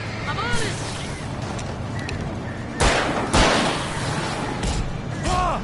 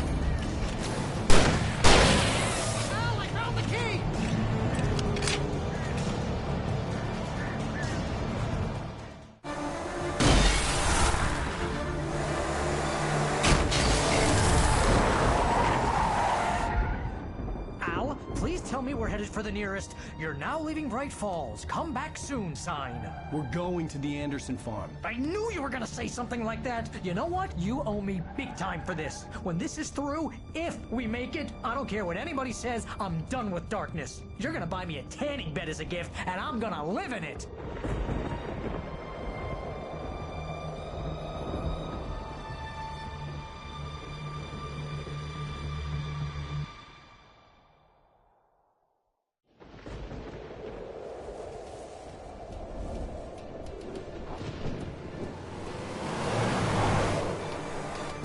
I'm crazy, but that's fine, Barry. Oh, you got that right, Al. You're barking mad. You are by far the craziest... But maybe that's inevitable when you deal with crazy stuff like this. It helps. This is happening, Barry. Alice, they never had Alice. She's trapped in the darkness at the bottom of the lake, but she's not dead. Al, how can you know that? I know, Barry. I can... Al, No, listen. I can bring her back. I can find her. There's something special about this place. The lake, it does something to the works of art created here. It makes them come true. But there's a catch. The dark presence, whatever that thing is, twists it to its own ends. That's why all of this is happening. It's using my manuscript to take over everything. Al, I believe you. It happened to Thomas Zane before, it happened to the Andersons. I believe you. Crazy or not, you're not delusional. Weird shit's going down. That's a fact. I'm on board, man. I'm with you. The Andersons knew about it, but they were too far gone to tell me with all the drugs they were on. But they wrote it down. There's a message somewhere at their farm, Barry. We just need to find it. Look out!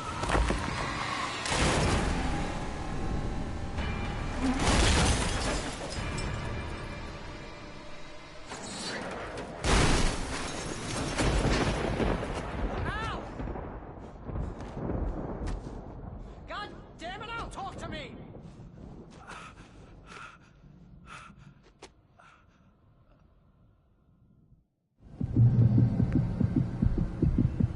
I had lost my gun in the crash. Barry was nowhere to be seen. Barry! Barry! Oh, man, you're okay! Jeez, it's good to hear your voice! I was trying to get out of the car, but the ground gave way! Man, what a drop! Don't worry, your cutout is fine. Forget that! Are you okay? I hit some bushes, didn't get a scratch.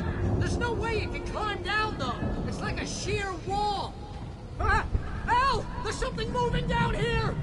Barry, it's a taken! Use a flare, Barry! Oh! Yeah! Barry, are you alright? I'm good, Al! I'm great! Guess you never messed with anyone from New York City before, huh? You're gonna have to find your way around to the farm, Al! I'll be waiting! Barry, just wait for me, okay? Al! I'm not staying here! It's suicide! I'm going to the farm! I'm gonna go ahead and secure the area. You can catch up. Don't worry about it. I'm on the case. Now he's Rambo. This would turn into a disaster if I didn't catch up with Barry.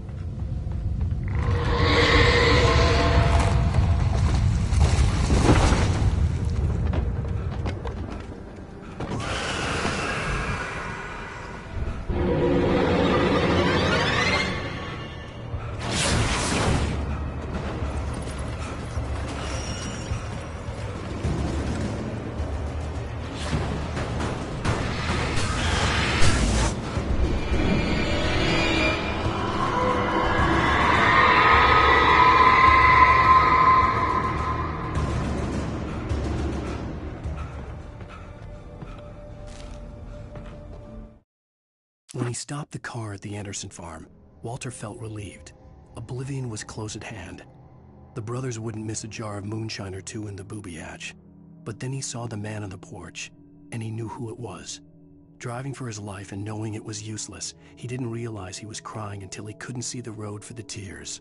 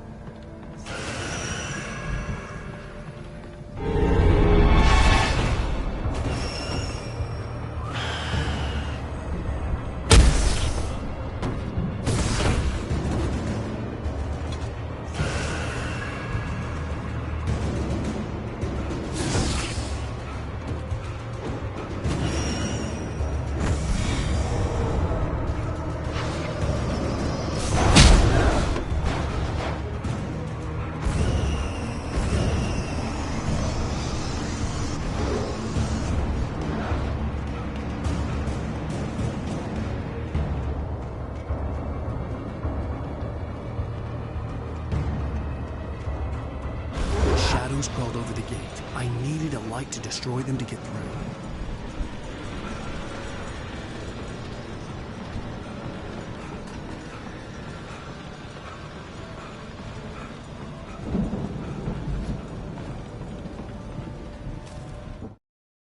Agent Nightingale stared at the passed-out rider. The man was sleeping off one hell of a night. Nightingale felt a stab of envy at Wake's oblivion, but he had a job to do. He put the gun to Wake's head and almost became a murderer. His hand shook and his throat felt tight and dry. Biting his teeth, he tried again to pull the trigger. He lost the nerve. Wake stirred. Nightingale would have to settle for an arrest.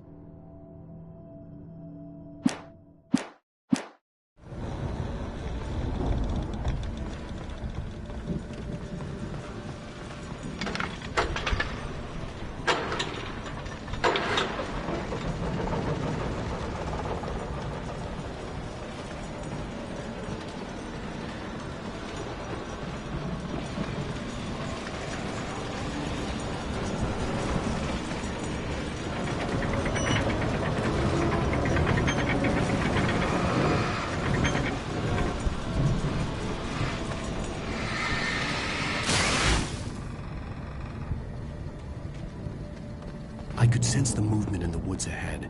Facing the enemy without a weapon was dangerous, but I had no choice.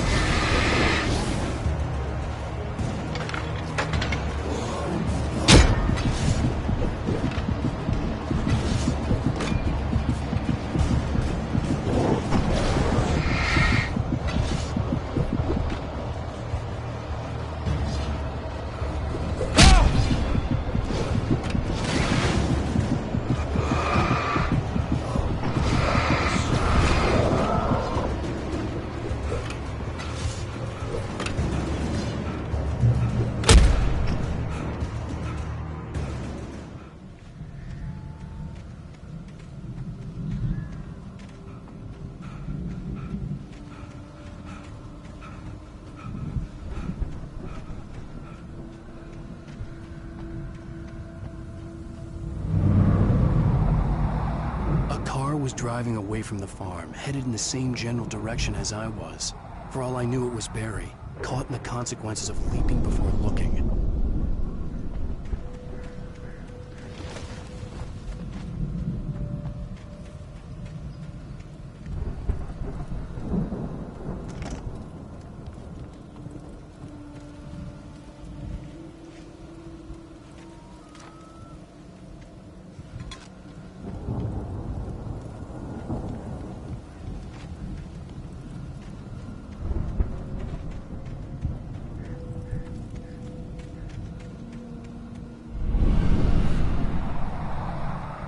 The car was heading for the cabin up ahead. It wasn't far. If it was Barry, I would see the damage soon.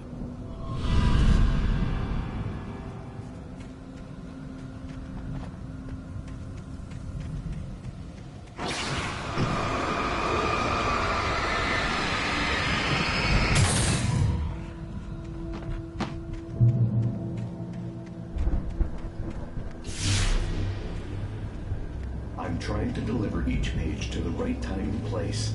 I'm trying to show you how the story goes. I had seen glimpses of the light before. The dark presence followed the choreography laid out to it in the manuscript, growing stronger and stronger, moving like a storm from one scene of destruction to the next. But it was still bound to follow the story and chained to the dark place it came from. When the story reached the end it longed for, it would finally be free. In my dream, it was a strange spaceman or a diver in a bulky suit. He was the one who'd been placing the pages on my path.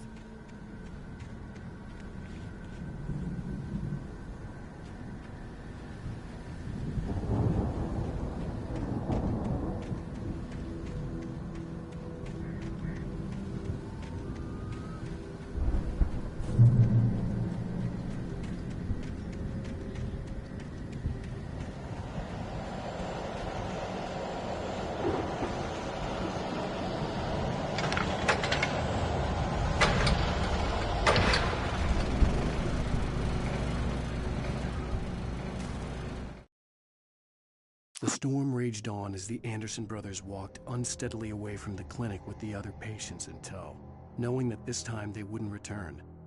The darkness around them seethed with horrors, but Tor and Odin were unafraid. Their eyes glinted with guile. They knew every secret path, and there was blood on their hands. They had fought these shades before.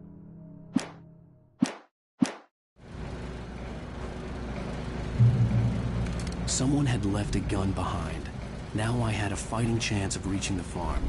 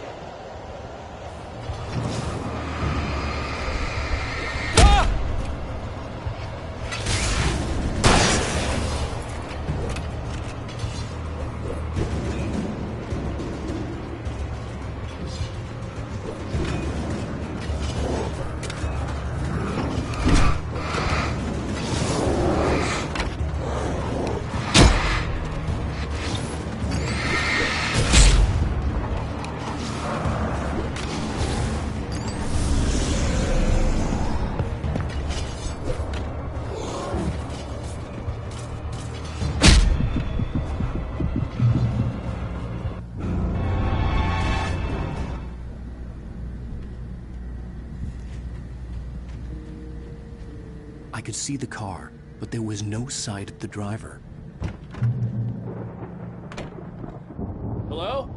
Anybody here? Barry! No! Danny, you're not... Please! What are you... No! Don't! I'm sorry!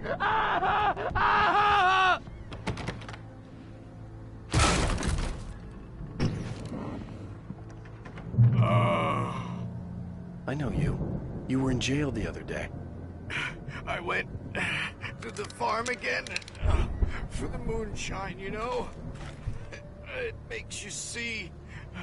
They're not gonna miss it. They're in the loony bin. But my buddy, Danny, I lost him. Something's gone wrong with him. It's not him. Like a real bad follow-up to a real good movie. The best friend's suddenly the bad guy who wrote this crap anyway.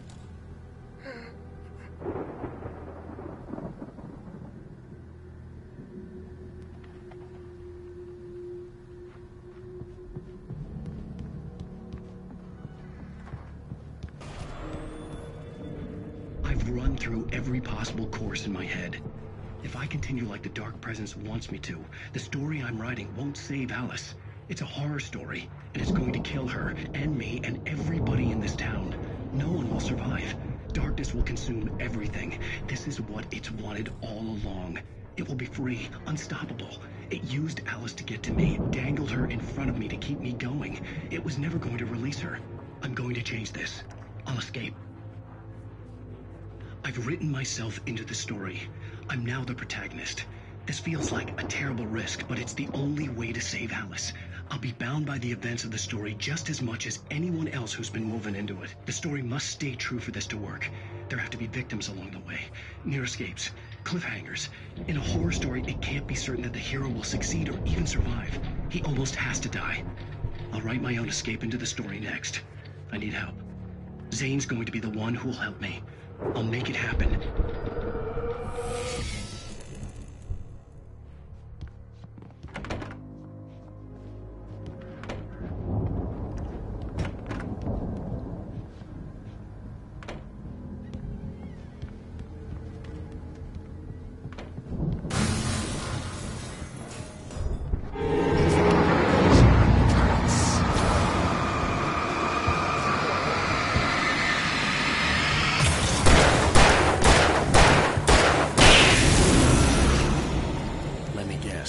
Danny, huh?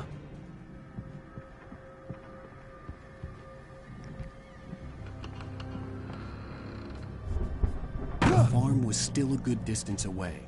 I'd need a car to get there fast. If Barry wasn't up here, he was probably in trouble down at the farm. For a moment, I felt bad for doubting him. After all, I'd made it this far myself. But Barry was Barry.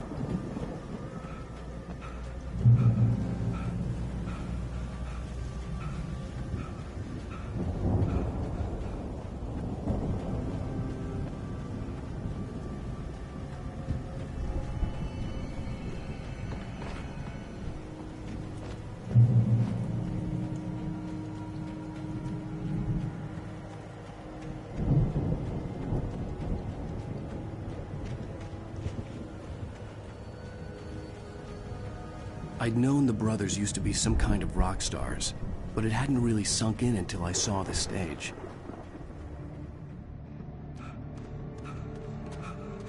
Ow! Run! Incoming! There's too many of them!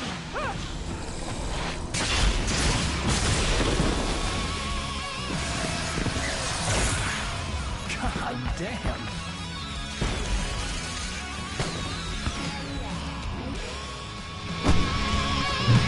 I'm so glad you decided to go it alone, Mr. Bronson. Shut up and shoot! Ow! We have to fight them off! I can set off one of the fireworks from here and help you out!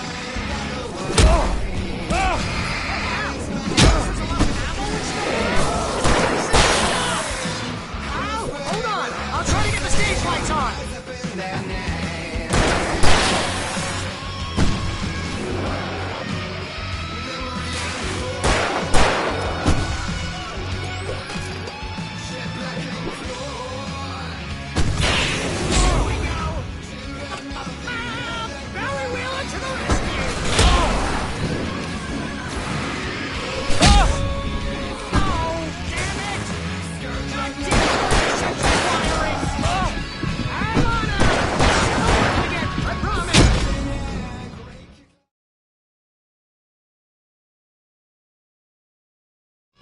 I'm so glad you decided to go it alone, Mr. Bronson. Shut up and shoot! Ow! We have to fight them off! I can set off one of the fireworks from here and help you out! Hey, ow! Did you notice there's a lot of ammo and stuff around? This place is stopped! Hold on! I'll try to get the stage lights on!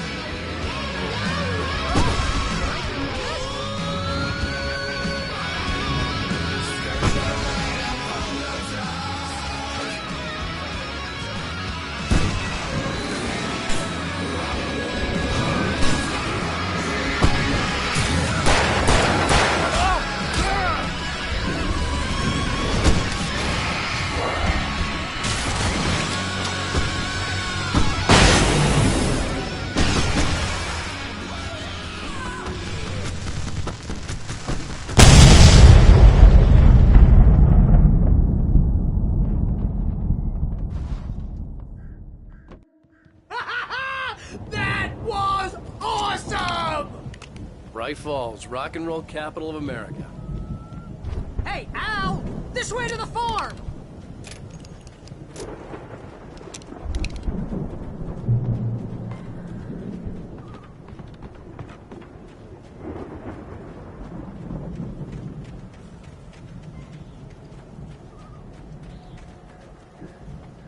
See, bestseller? No reason to worry. Your cutout's good as new, right where I left it.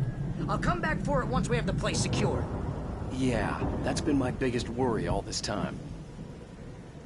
We need to get this thing moved out of the way. This is as far as I got before they ambushed me.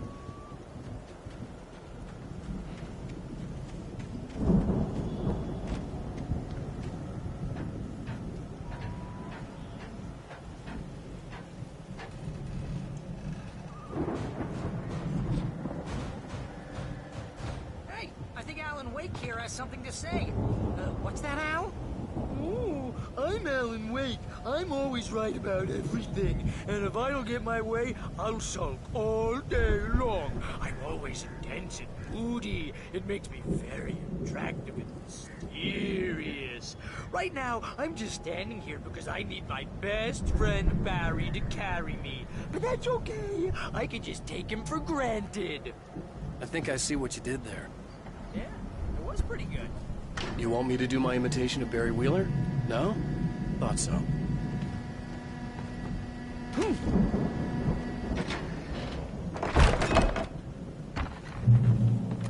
Wow! You look at that thing, Al! They really went all out with this Viking crap, didn't they? Look at all this stuff! They must have done okay for... Sleep. We all spend a third of our dreams in soft embrace, somewhere between memories. fantasy. Hey, remember when I got you that gig? Your first real writing job. What got you started? Was this one of your episodes?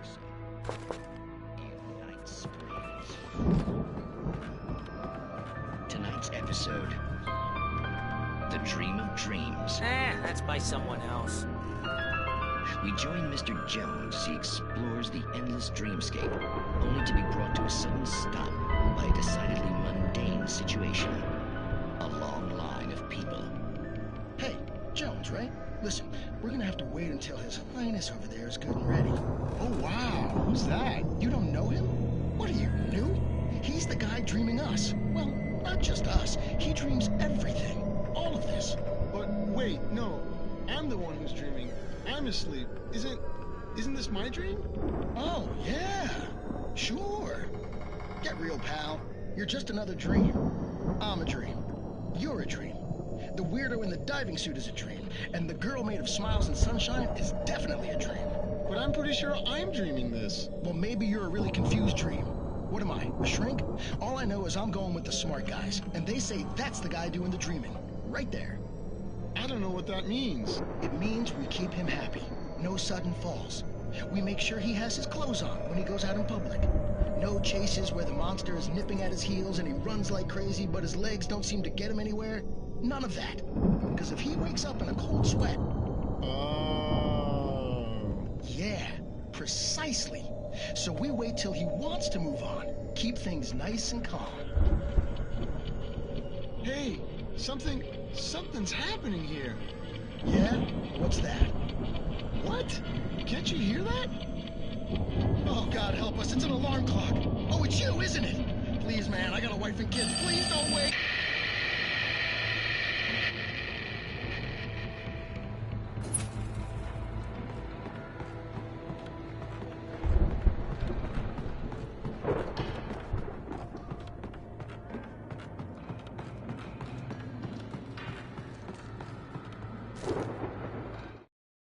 It's 1976. Madness reigns at the Anderson farm.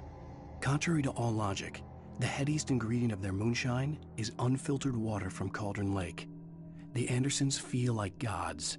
Odin can't stop laughing. He contemplates cutting his eye out.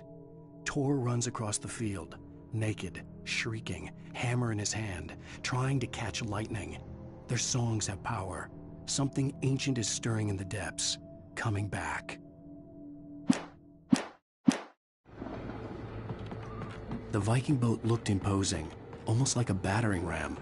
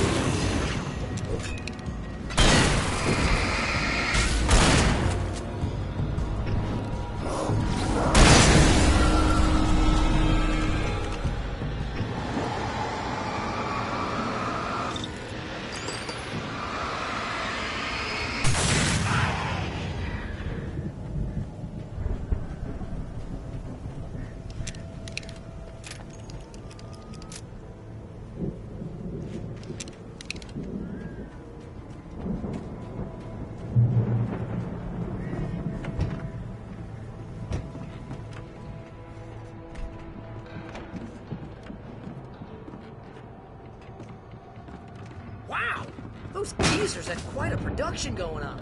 Ooh, you know what, Al? If we make it through this alive, I'm gonna start representing them. Yep, sell this stuff online, maybe get a reality show going, release a new single. Good luck with that, pal. Hey, you find us a way out of here, okay? I'm gonna take a closer look at this stuff. Be careful, Al!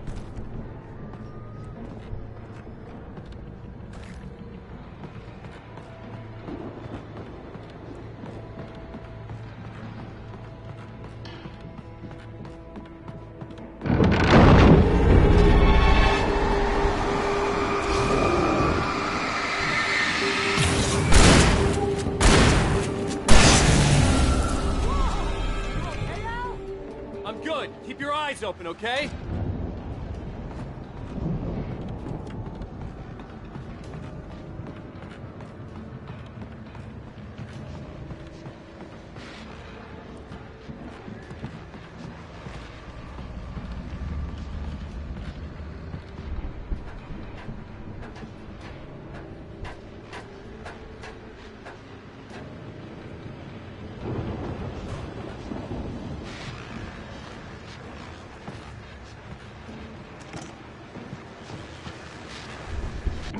As you regular listeners know, I tend to work through the night, but I'm not the only one.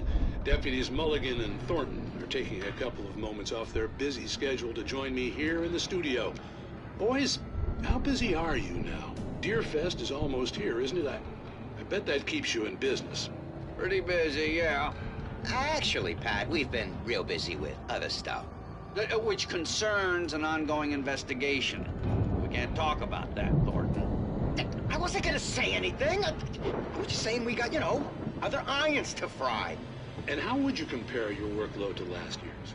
Things have seemed relatively peaceful to me, but people do tend to get a little wild this time of year. Oh, it's wild, Pat. It's pretty wild. There's been all sorts of trouble this year. Vandalism, fighting, public disturbances. A lot of people gone missing, too. Yeah, it's pretty much the usual stuff, Pat. Just, a lot more of it. Now, is it just me, or does Deerfest get wilder every year? People seem to be more drunk, at least, or they start earlier and younger. Oh, it's definitely not just you, Pat, but... Definitely, Pat. Hey, I'm talking here, Thornton. Oh, shoot, I lost my train of thought. Not just me. Oh, yeah, it's wilder, Pat, but actually most of the trouble seems to be coming from grown men. People who ought to know better, Kids are doing fine this year. Well, that's nice to hear at least. Boys, I want to thank you for stopping by. I'll let you get back to your patrol. Sure thing, Pat. Yeah, sure thing, Pat.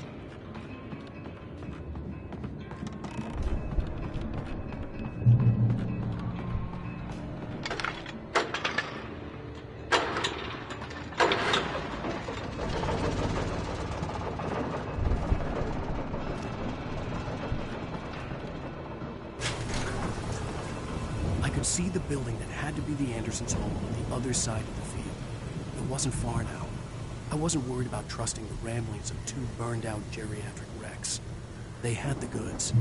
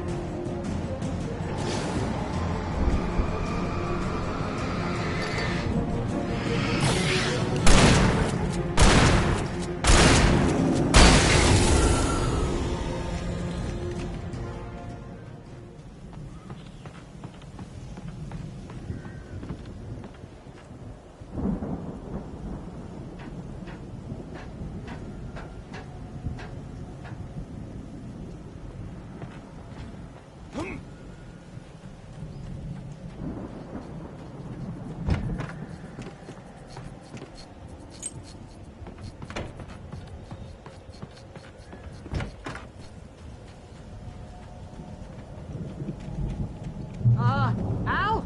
Is that you out there, buddy? Yeah, it's... Hey, let's go, man.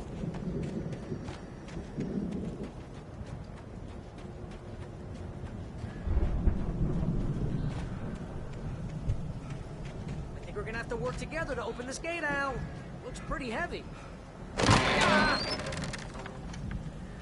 Hey, I think that's the farm on the other side of the field. We're almost there. This farm is a crazy place for crazy people. We should feel right at home then.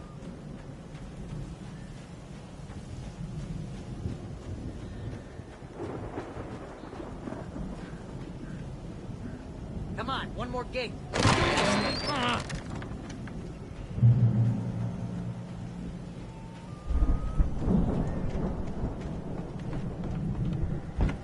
lights are out. Guess we better check the fuse box. You know, this place looks kind of lived in. I thought the Andersons were in the booby hatch. Yeah, I don't think they keep too close an eye on them at the clinic. They seem to slip away a lot so they can get wasted. No kidding! Those guys sound awesome. Again, Alice's screams rang in the stillness of the night. I saw myself run toward the cabin, flashlight in my hand. I followed my past self. I was an out-of-body observer, a time traveler in a crazy drunken dream. This was the beginning. The night Alice had disappeared. The mystery of what had happened during the missing week was about to reveal itself.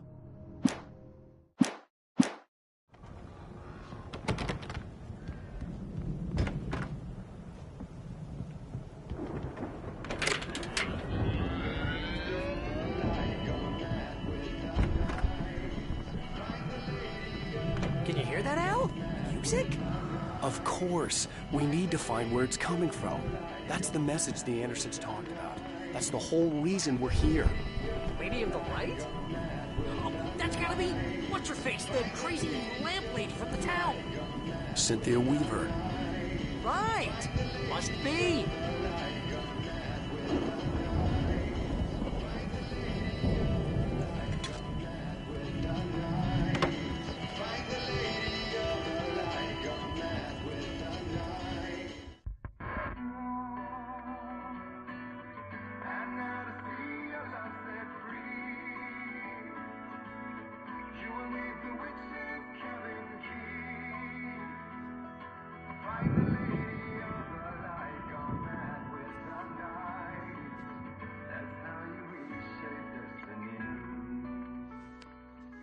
Okay. We need to find Cynthia Weaver. We'll stay here for the night and head back to town as soon as it gets light.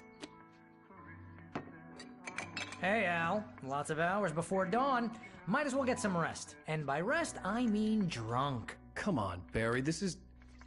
Yeah, what the hell?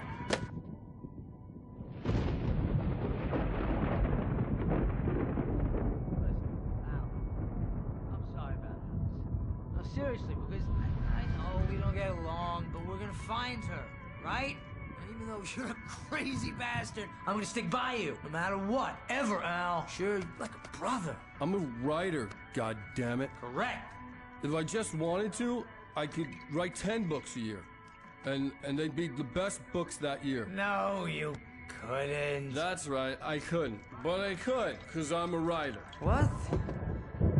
What do they put in this stuff? I feel like my brain is coming out of my nose. I'm gonna get the recipe off those coots and be a booze millionaire. I just miss her, Barry. I just want her here with me. I know, Al. I know. It's gonna be okay. We're gonna make it okay.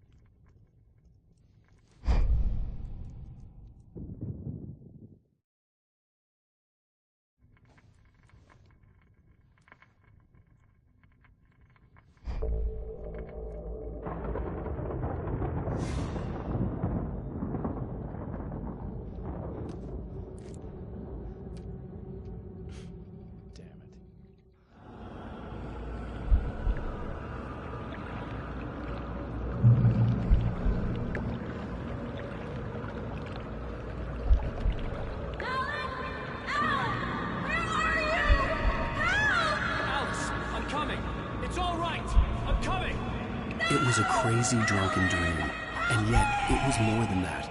It was the truth, a suppressed memory unearthed by the Andersons' moonshine. I was there, an out-of-body observer. This was the night Alice and I had arrived at Bright Falls, the night Alice had disappeared. I had a chance to find out what had happened. I remembered being surprised to see the cabin dark. Alice would have never turned the lights off.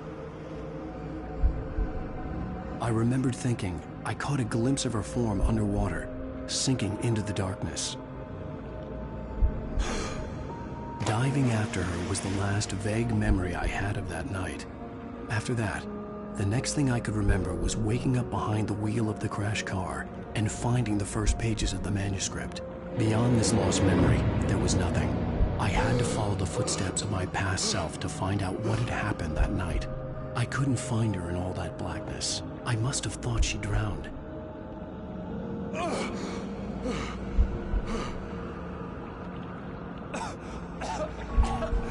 Alice!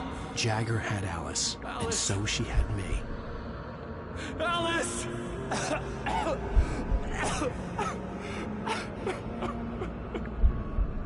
I'd been easy prey. Look at the cabin. Is there someone in the window? Alice? Maybe she didn't drown after all. Maybe she's inside. Alice! Yes.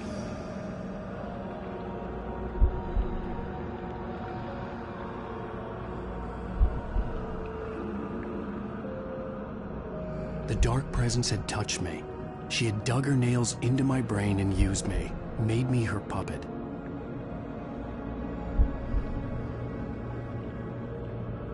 She must be here somewhere. Maybe upstairs in the study. Alice! Yes, that's where she is. You can apologize. Alice! You laugh at the whole thing together and put it behind you. Alice? She's not here. You were foolish to think so. No, she's dead. She drowned. No, no, no! It's your fault your wife is dead. You are guilty. All she wanted was to help you right. You killed her. Oh, hush. There's still hope. Cauldron Lake is a special place. Here, you have the power to change things. She wanted you to write. I will tell you what to do.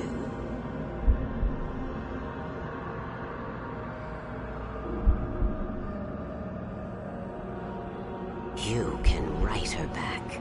The story will come true, and all will be well again. She had Alice, and the manuscript was the ransom for her.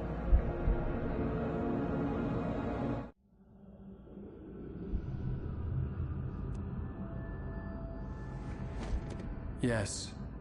All right. I'll fix it. I'll bring her back.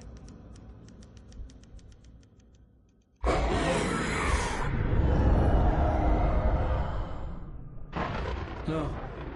I wrote it. I remembered it all now. In the dark, I'd written for days, a week, almost a complete manuscript of a novel entitled Departure. Jagger had been my editor, whispering in my ear, making sure that the unfolding story would make her more and more powerful. I thought I was saving Alice. Even with the cobwebs she put in my head, some part of me had been aware enough to write my escape into the story, to bring a light into the cabin to release me before I could finish, to interrupt the horror story before the ending, where darkness consumed everything and everyone. Zane was weak and far away, but I had written him into the story, and his light had been enough to set me free. It isn't here now. I'm here because it was written. I brought the light to set you free. You must hurry. It will know I'm here. It will be back soon. It stole the skin of my barber a long time ago. She looks so old.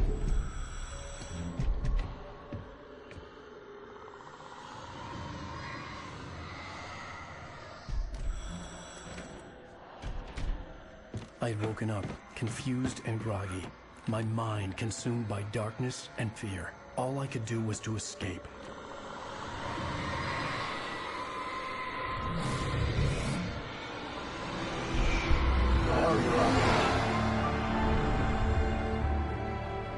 The week spent in the cabin had taken its toll. I was barely conscious, and fading fast. It had to have cost Zane terribly, thrown him even deeper into whatever dark place he now haunted. but he had managed to weaken the dark presence, kept me safe that night.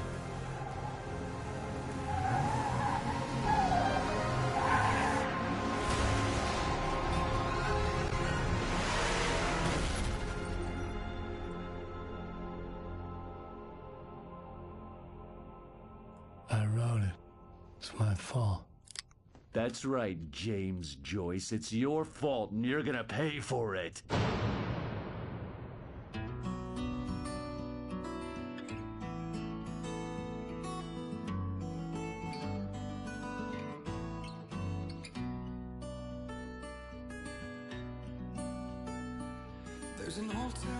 Previously on Alan Wake. Under the influence of the dark presence, I wrote a horror story that is coming true. Jagger had been my editor, making sure that the unfolding story would make her more and more powerful. Some part of me had been aware enough to write my escape into the story. Together we can create something absolutely wonderful. The leg, it does something to the works of art created here. It makes them come true. My mom gave me this old light switch. The clicker. Alice is being kept in a dark prison. I need to find Cynthia Weaver to fix this. It's your fault, and you're gonna pay for it. Well, we're expecting a record crowd from the neighboring counties. Naturally, we hope to break the record set by last year's Moose Fest in our neighboring town, Watery. Ladies and gentlemen, some people have asked me, what's the big deal about Deer Fest? And I think that this sums it up. It's about friendship and community. We've got a great party coming up, but let's try to hold it in until tomorrow and get through the night in one piece, all right?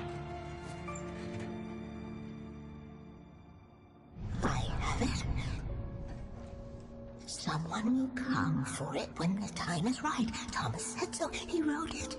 The key is insurance. It's my job to keep it safe. Safe in the light. Always in the light.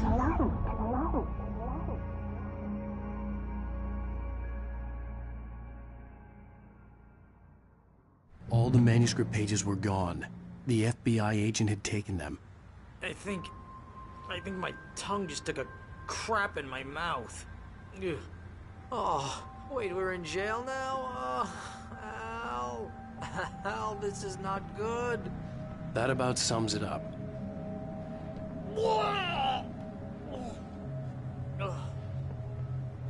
Oh, I am never drinking again.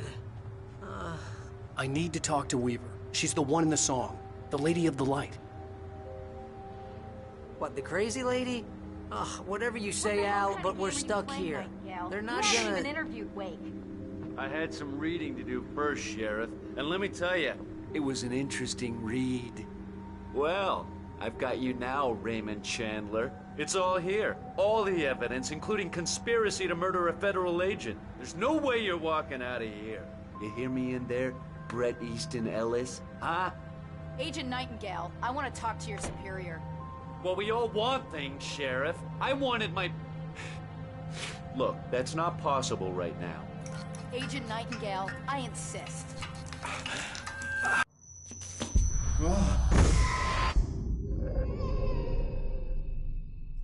Wake, what's wrong? Lady, are you stupid? It's a trick. It's an obvious trick. Okay, I've had enough of this crap. Wake, I'm gonna trust you with this. You're joking. Agent Nightingale, your opinion would matter more if you were sober and if I actually believed you were here on official business.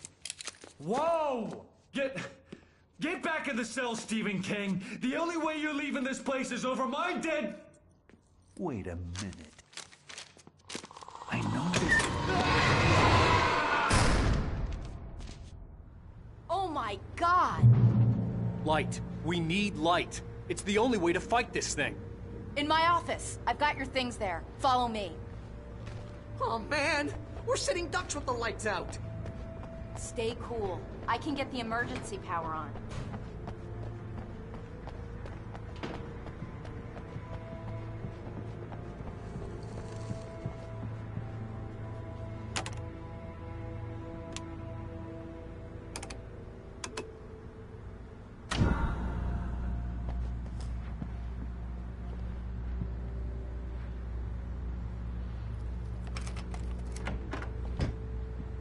Here are your things. Wait, what do I need to know? What do you need from me? They can be hurt in the light, only in the light. And I need to find Cynthia Weaver. She can help me stop this. Light. Check. Cynthia. She lives in the old decommissioned power plant. I can get you there pretty quickly in the rescue chopper. Come on, let's get back to your friend. Wheeler, I need you to stay here. What? No! We're going to fetch our ride, but I have friends who need to be warned about this, and I can't be in 2 places at once. I need your help. Well, okay. Here's a list of people and phone numbers. I need you to call them and tell them you have a message from me. Night Springs, okay? They'll know what to do. Night Springs? Like the TV show? Gotcha. Oh, hey, that radio guy is on the list, Maine. Who's Frank Breaker? He related to you? My dad. Hey, is this like a secret society? Can you do this? You'll be safe here. The backup power's on. These guys need to be alerted, just in case we don't come back. You'll come back for me though, right? As soon as we get the chopper ready. Thanks, Wheeler. I owe you one. Okay, let's go, Wake. Through the back. My hangover wants a pizza. You think there's any way I could order one out?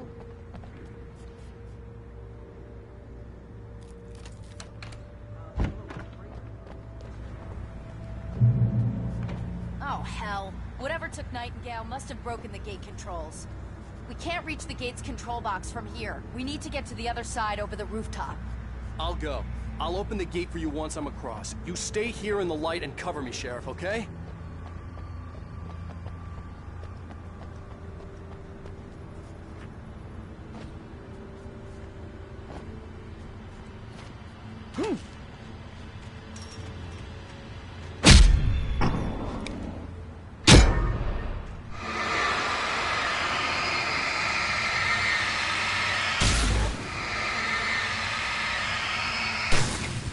I needed to reach the rooftop to get to the other side of the broken gate.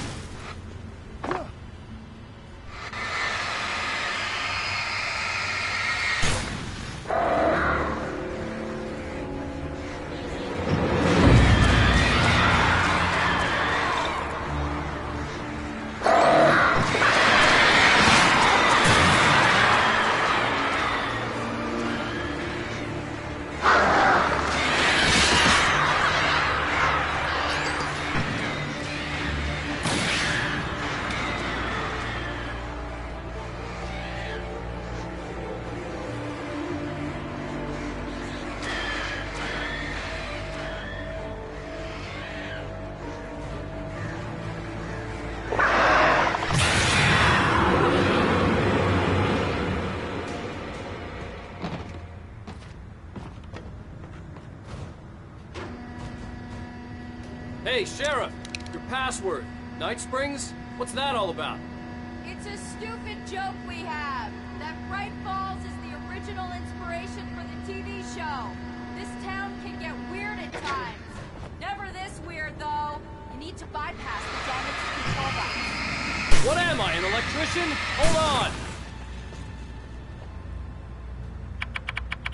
Oh, damn! That's smart.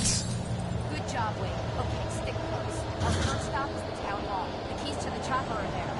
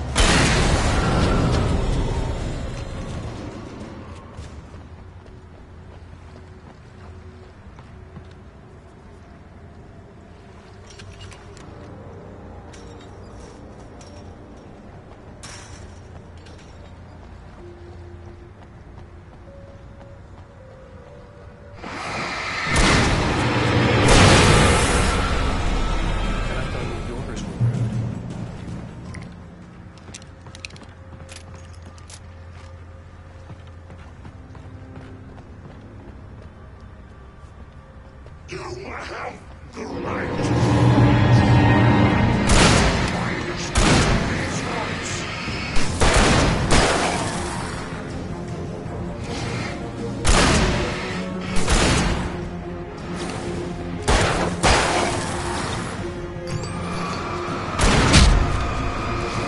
Right there.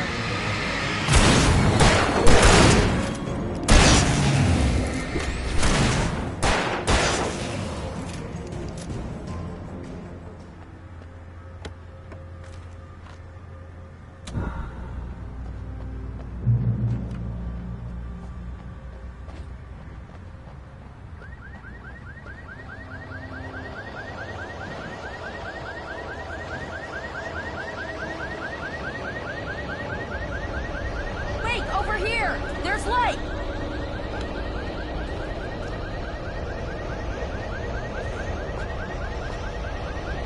I have a key. Watch my back, Wade.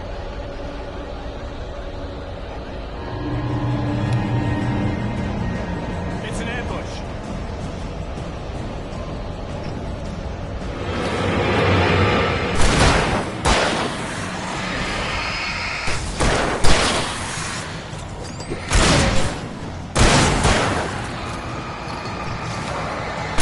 You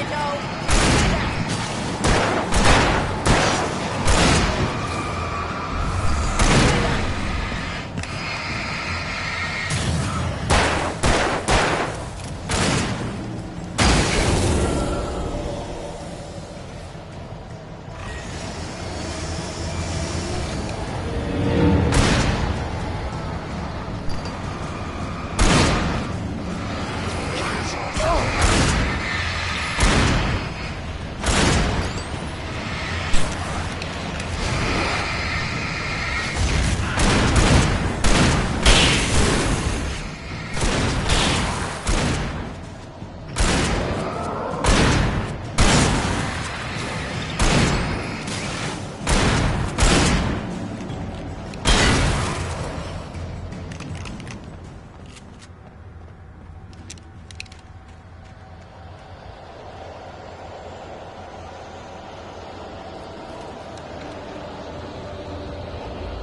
Let's go, Wake.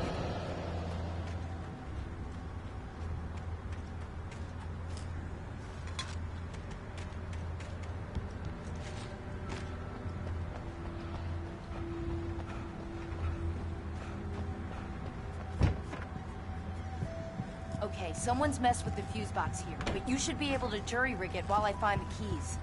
I already got electrocuted once today. How about I look for the keys and you get burned for a change? Fine. They should be in the clerk's office on the other side of the building near the main entrance.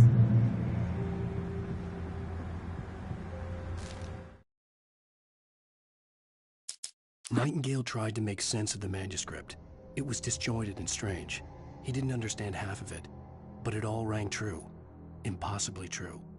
He took out his hip flask when he reached the page that described how he reached the page that made him take out his hip flask.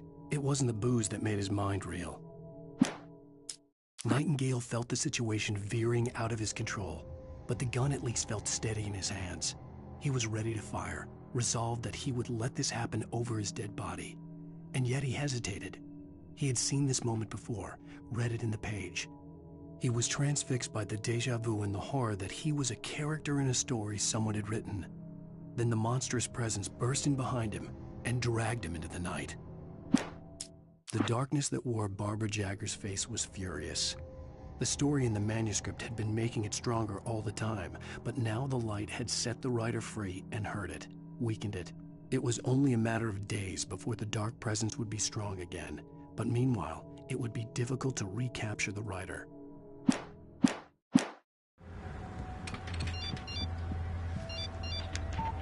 The message was from Barry. He was getting worried at the station. He wanted us to hurry.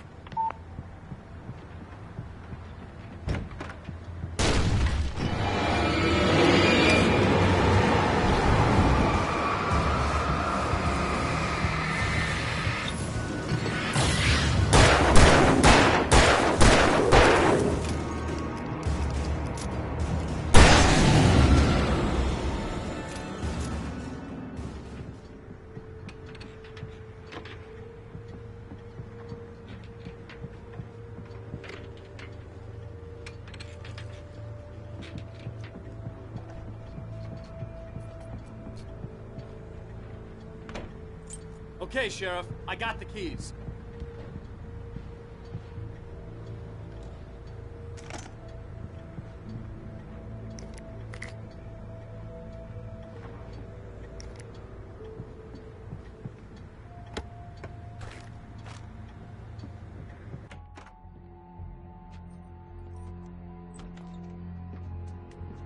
Barry?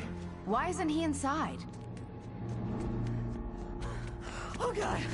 Oh, God.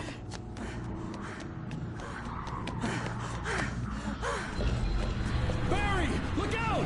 Barry, move!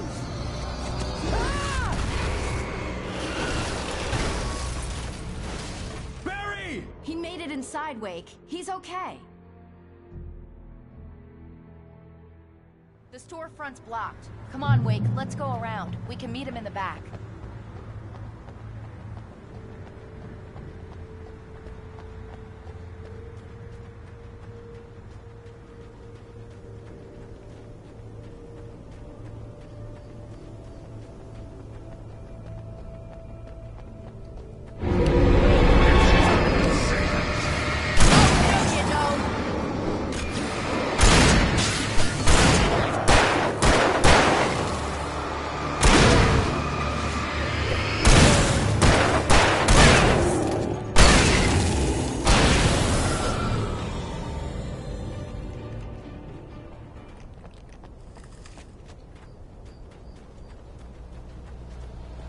We can make it through the bookstore. Wheeler should be waiting for us in the backyard. Get the hell down or I'll call the sheriff. Oh, hi, Doc. I've got it. Don't worry about it. Sarah, about time somebody showed up. All this shooting in the air is idiotic. One of these days they'll kill somebody. And over Deerfest. I know. Go back to bed. He's got a point, Wake. Look, this town can't take this. It's me they want. The sooner I get out of here, the sooner you can all get back to life as usual. I hope you're right. Come on, let me get this door open. Wait, you got the keys to the bookstore? Perks of being the sheriff. A girl needs to get around.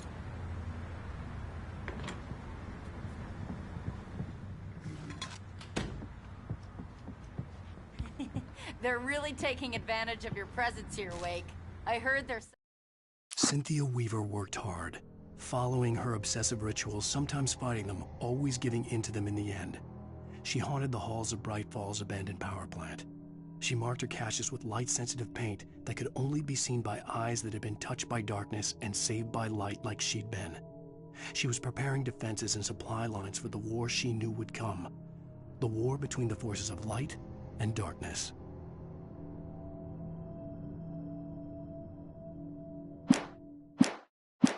Selling a lot of your Alex Casey books. Right now, I'm not a big fan of my own writing. I don't see Barry. Look, wait, maybe that's him. That's the way to the chopper.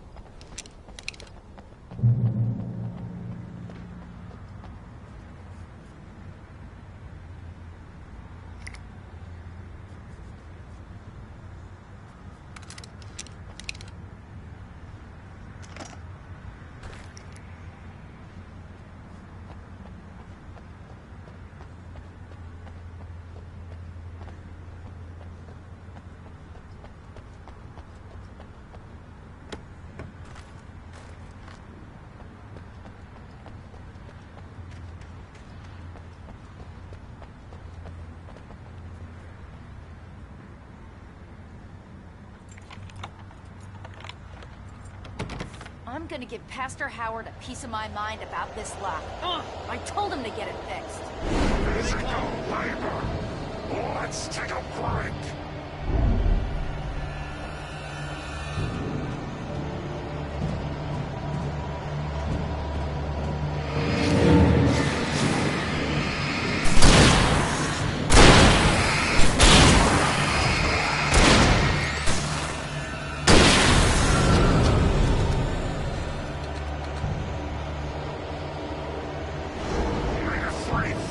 acids are good for your heart.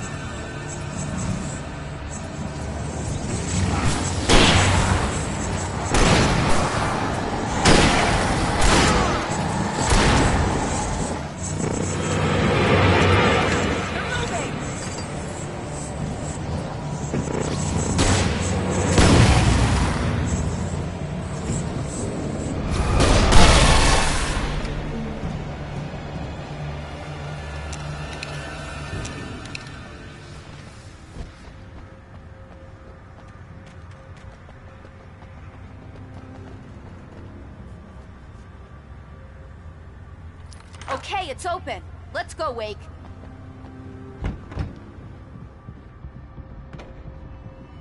Wow. We keep them lit all night long on the night before Deerfest. Why? Well, it's tradition. For it to be free, the Dark Presence needed the writer to finish the story. Again and again, the story let it get frustratingly close to the writer without letting it capture him. It was bound by the events depicted in the manuscript, but it could pursue the writer indirectly, put others on the task, and stop those who would help him. It took over everything in its path, made them its puppets, and sent them after Alan Wake.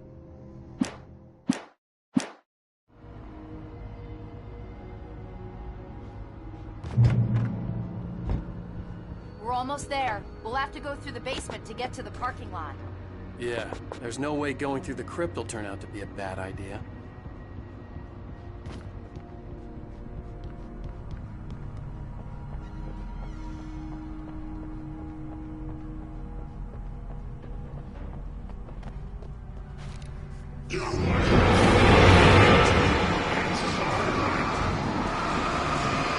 Right there.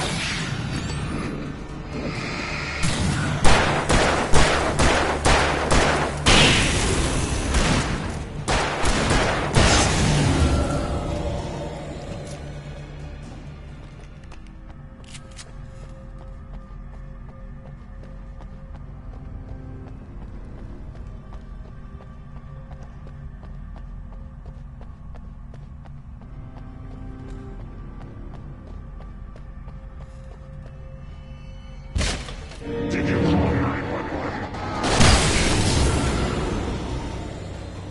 Guess that one saw the light, huh? You didn't like that one? A tough audience. Well, I got plenty more. What are the Christmas lights for? Protection, man. Like garlic against vampires.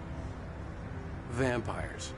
The helicopter's just across the parking lot and up the hill. Come on.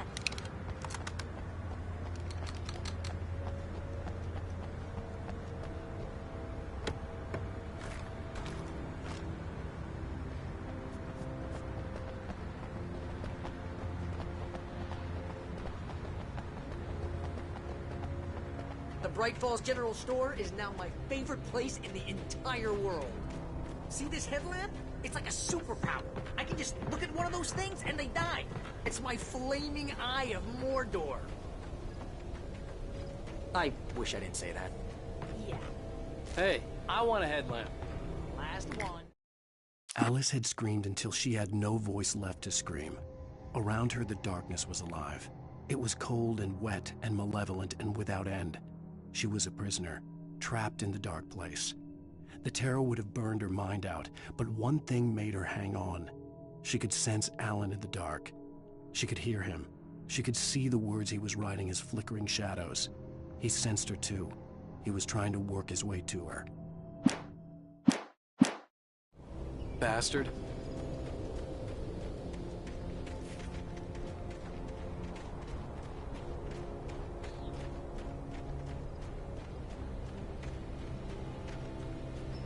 Someone throws a damn school bus at your head and you're about to take a helicopter ride with someone who may or may not have a pilot's license or cleared for departure to Night Springs.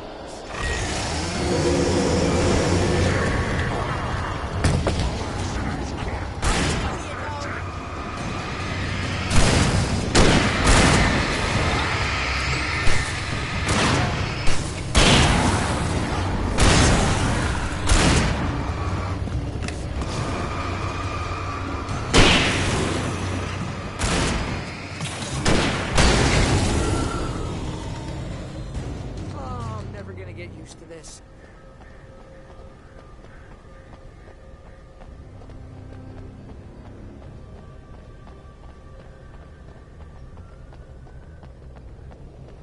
The helicopter's just up ahead. I'll need a while to prep for takeoff. Don't take too long. I want to get out of here.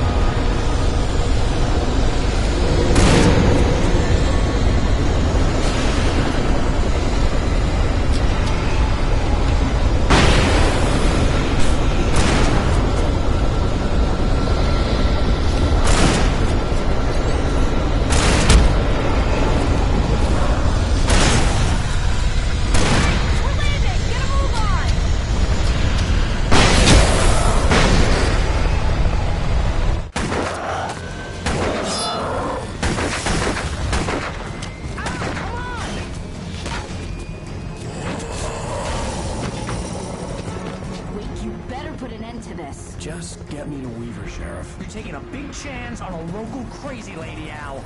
I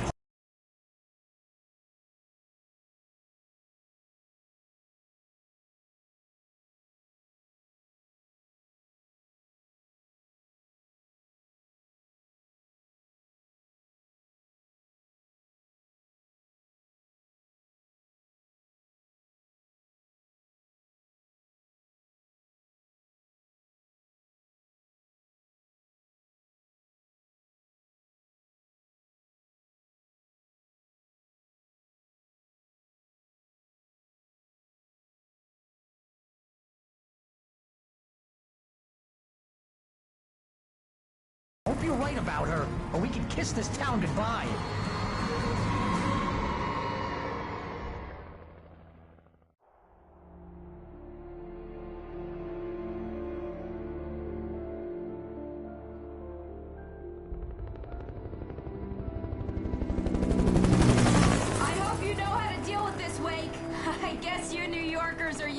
Situations like this. Right. The city's a war zone. King Kong, mutant alligators, and Alex Casey shoots the place up every weekend. Look, I never even carried a gun until a couple of days ago. Well, my dad used to be a cop there. Tells some pretty wild stories. Stuff like this? No, just normal bad stuff. Kinda like your books, Wake. I used to tease Dad that he was just like Alex Casey. You've read me. Oh, sure.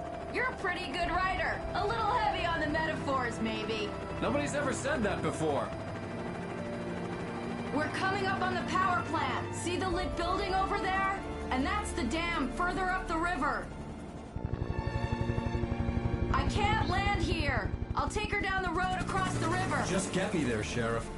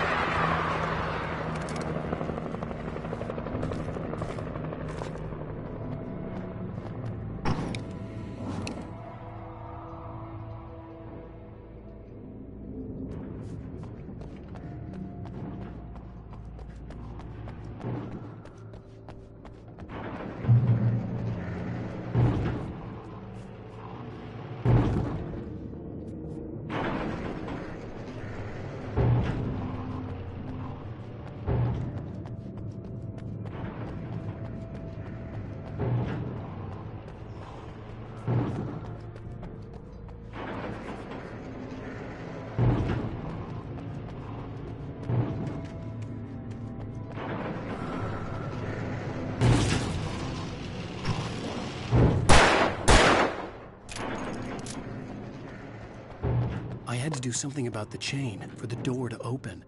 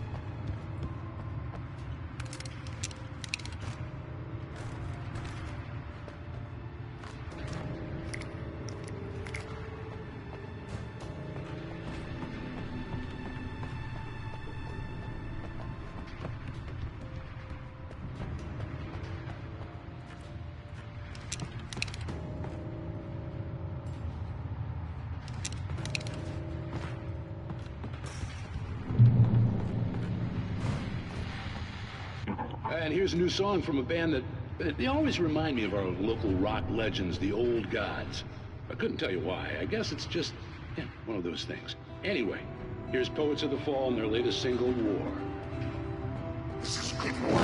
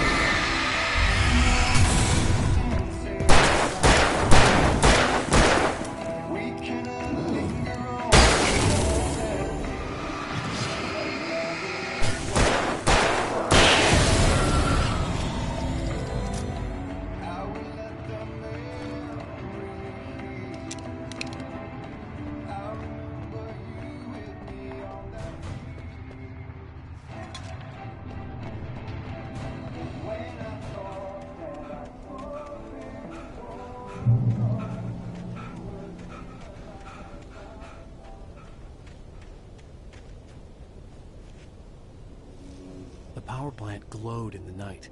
It was close, but I had to find a way across.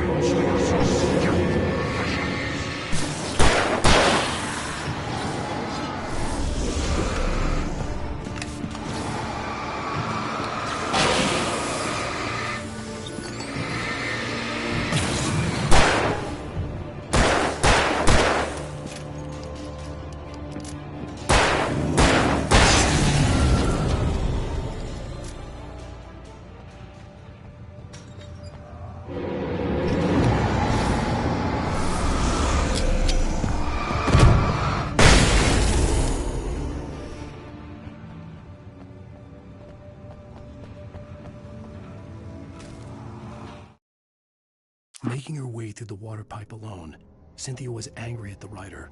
Foolish young man, taking unnecessary risks. And the way he broke the rules. Didn't he understand what was at stake?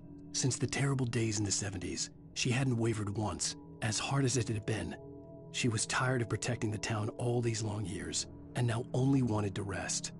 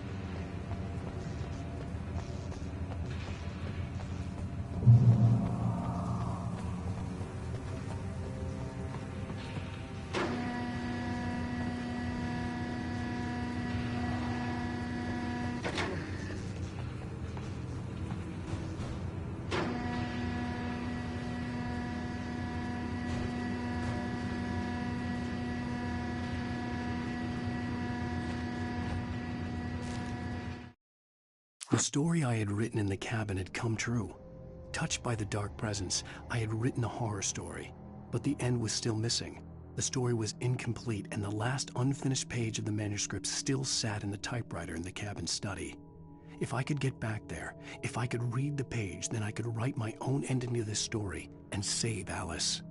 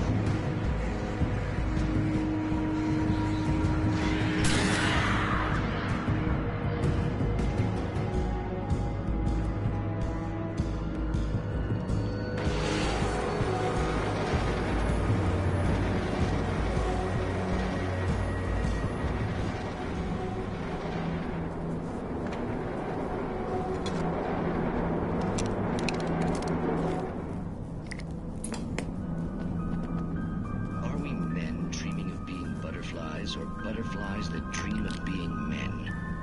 Such philosophical concerns are by necessity abstract. And yet, some of us can find concrete proof of the nature of our existence in Night Springs. Tonight's episode, an absence of creativity. Hello, Martha. What did you want to show me? Oh, Lydia, thank God you're here. Please, it's in the basement.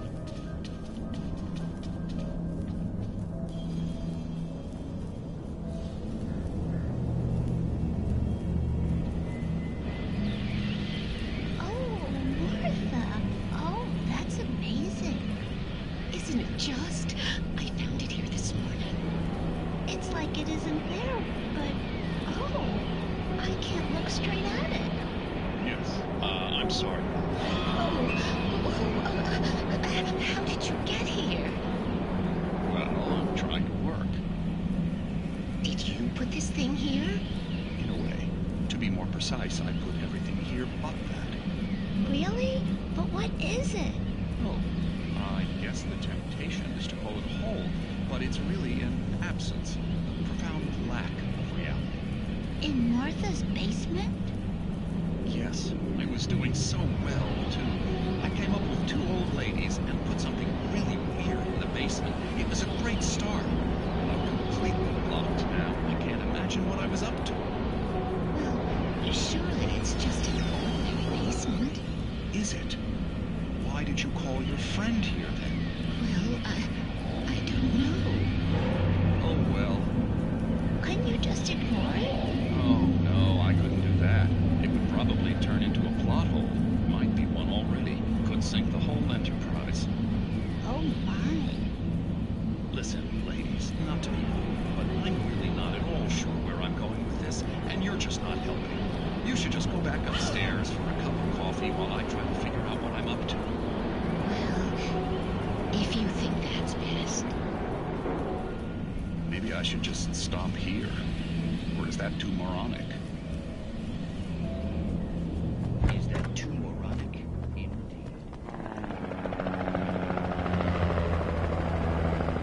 We managed to lose the flock. You're almost at the power plant. Keep going. We'll give you support.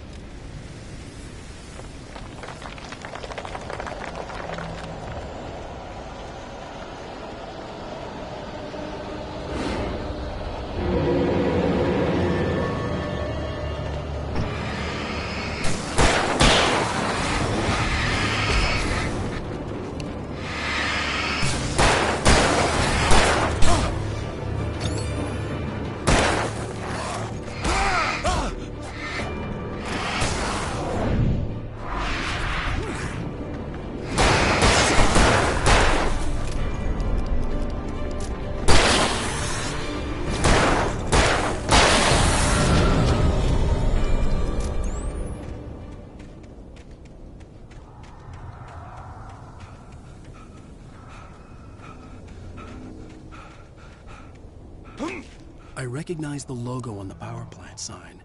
I'd seen a version of it painted all over the area, signifying hidden caches of supplies.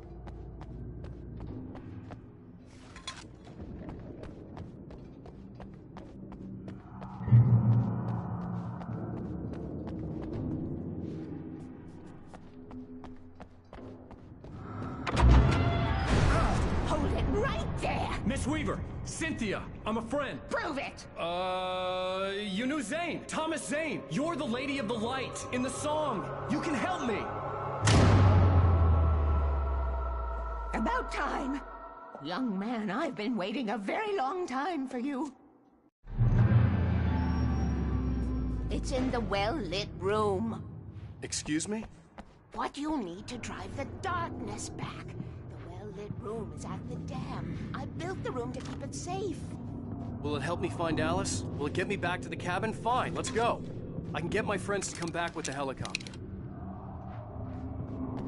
We won't go outside. Never at night. That's rule number 1. You've been breaking the rules, young man, and where has that gotten us, Oh, I have a secret route. A lit route. Old water pipe. Something was damaged at the transformer yard. It's all the reserve power. Without it, the pipe will go dark. The power to the yard must be cut.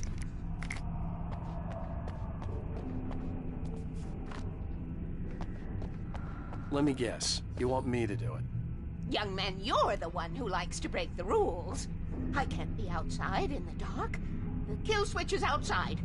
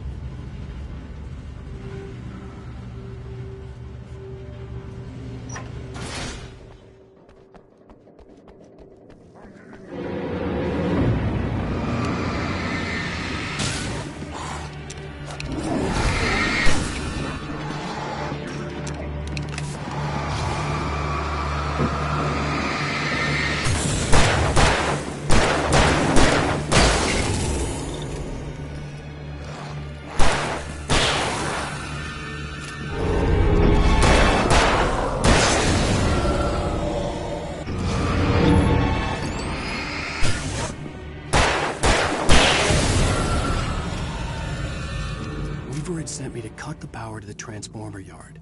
I was willing to do grunt work for her to get her to help me. I hoped Weaver was dependable. I'd stumbled into this crazy world a little over a week ago. She had been living this insanity for decades.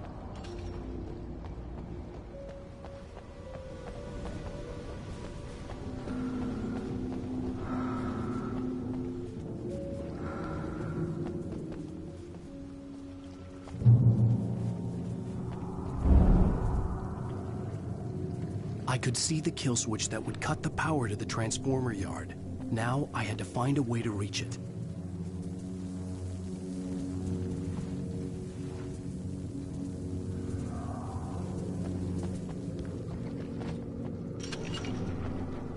If I could figure out the gates, I could use them to get to the kill switch.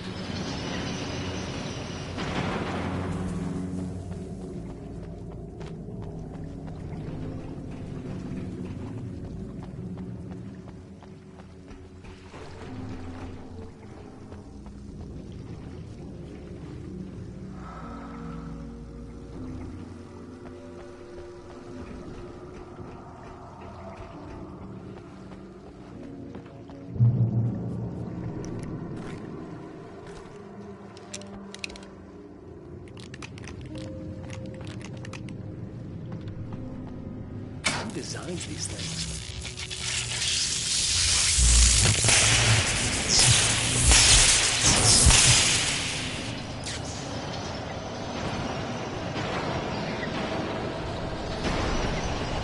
The transformer.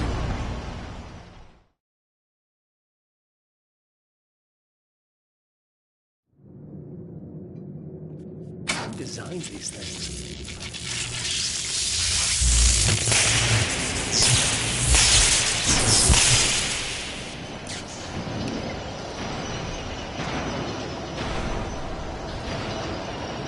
Transformer yard went dark and dead.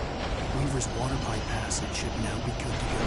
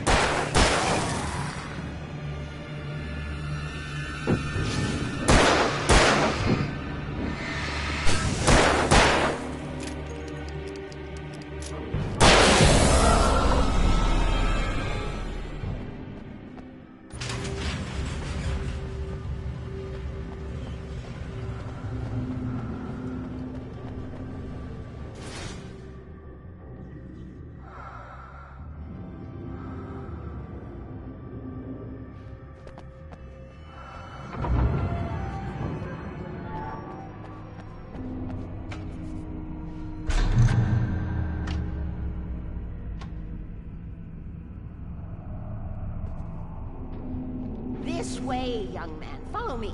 Come, come. The pipe's empty now. We're ready to go. This way. We need to go. I knew them both, Tom and Barbara. I had such a crush on him. Such a beautiful man. I was jealous. There was a part of me that was maybe a little glad when she had the accident. And then Tom started writing and woke the darkness up. He tried to bring me back, but you can't do that. There are no free rides like that. I'm starting to realize that. In that case, young man, perhaps you're a smarter man than Tom was. The witch looked like her, but it wasn't. Barbara was sweet. He didn't understand until it was too late. He tried to undo it, wrote himself, her, everything he'd ever written out of the world. Oh, he was so famous. And afterward, no one knew. Oh, Tom. He left only one thing behind in my game, in case it happened again. Insurance. He trusted me. Or perhaps used me a little. Tom knew how I felt. Knew I wouldn't refuse him. I built the well-lit room and put it there. It's been waiting for you. We are characters trapped in a story you have written, and none of us will survive to see the end of it if the darkness isn't stopped. She'll twist the story to her own dark ends. How do you know all this? Tom, that's the way he wrote it. He still talks to me, you know, on television, from beyond, from below. We have both been touched by the darkness, young man. He saved us both with light, but the darkness stays with you. Leaves a stain. This pipe will take us directly to the well-lit room. Okay, I need to call my friends, tell them where we're going. Hello? Al! Barry, we're headed to the dam in one of the pipes. Meet us there. Okay, I'll tell Sarah. It's Sarah now? Whoa! No! For the sweet love of... Barry! Barry! We gotta go see if they're okay. They're probably dead. You must reach the well-lit room. This is no time to be a selfish idiot. That's my best friend!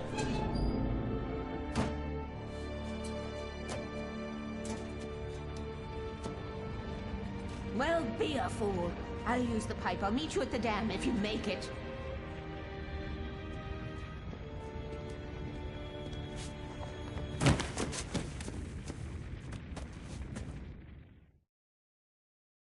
At least I didn't have to worry about her. She knew how to stay safe.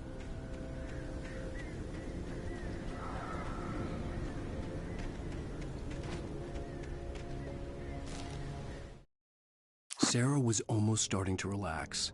Maybe they could turn this into a win yet.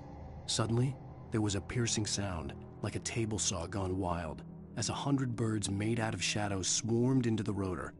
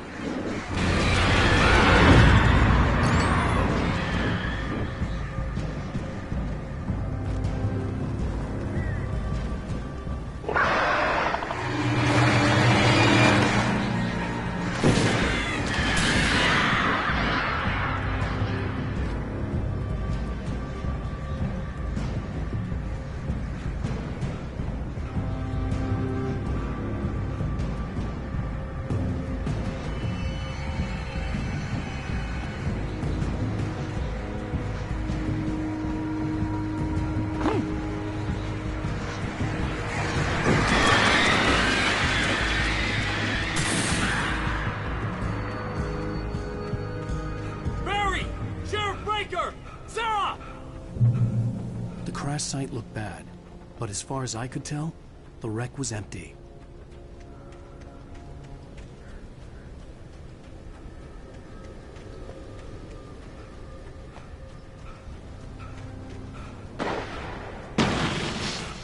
Barry! Barry! Over here! That guy's on the move! Hang in there!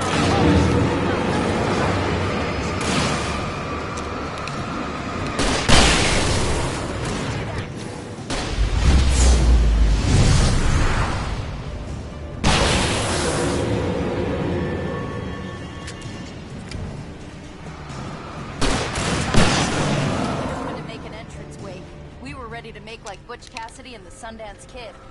I have a different ending in mind. Yeah, I'm fine. Thanks for asking. I knew you'd be all right. How's that? The flaming eye of Mordor? Laugh it up, funny man. Didn't we have somewhere to go? Weaver will meet us at the dam.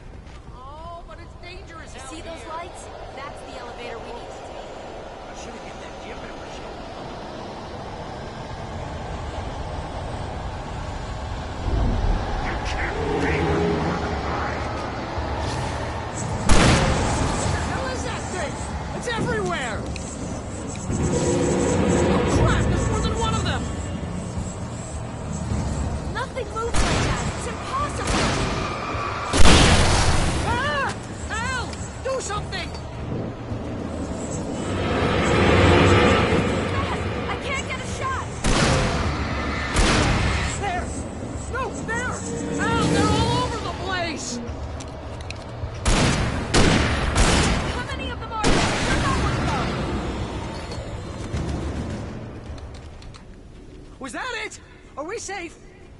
That was... wow. I think we're okay. Hey, Al, I got a bad feeling. Let's Really keep our wanna eyes do this, open. Al? Wait, call the elevator. I'm keeping watch. I think I hear something moving around.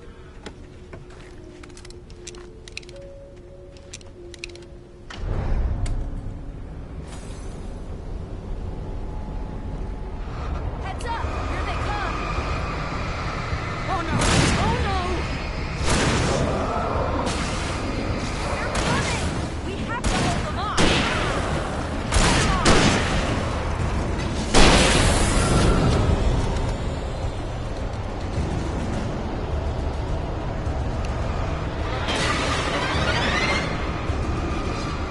Oh no! Oh no! Ah, damn it!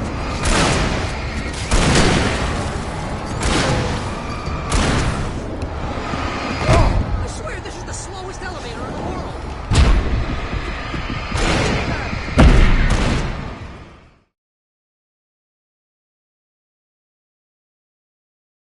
Wait, call the elevator. I'm keeping watch. I think I hear something moving around.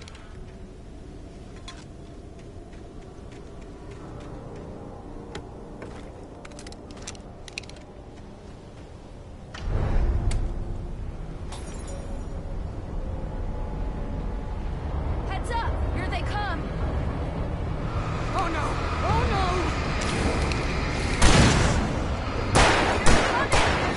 To hold them off! Far enough!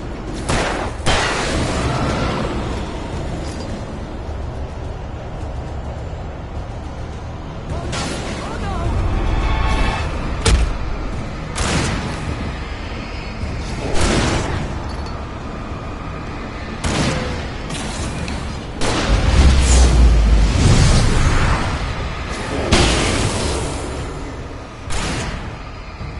I swear this is the slowest elevator in the world!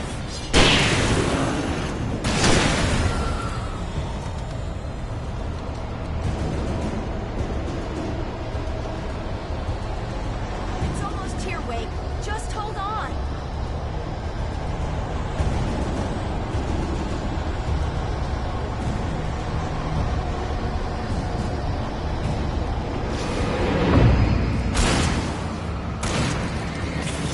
It's here! Al, let's go! Come on!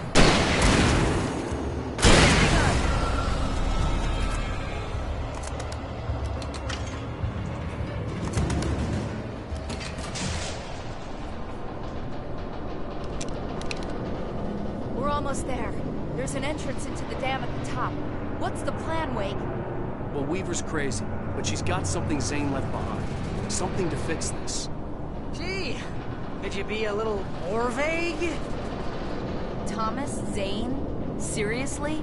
Might as well be Paul Bunyan or Bigfoot. Yeah, well, he was real.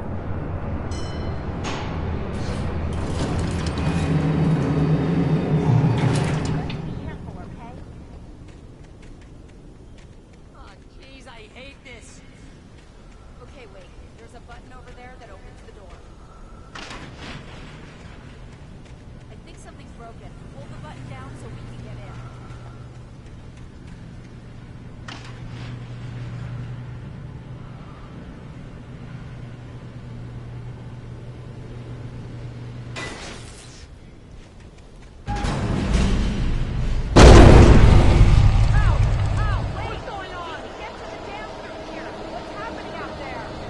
You guys go ahead and find Weaver. She should be in the dam now. I'll have to make it alone through the top.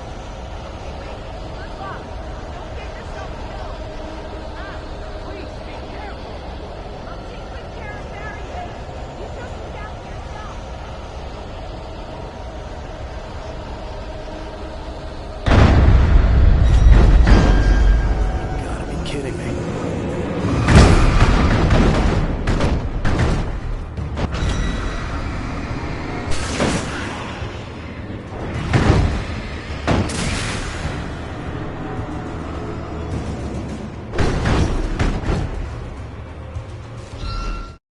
Thomas Zane knew he had to remove all that had made this horror possible, including himself.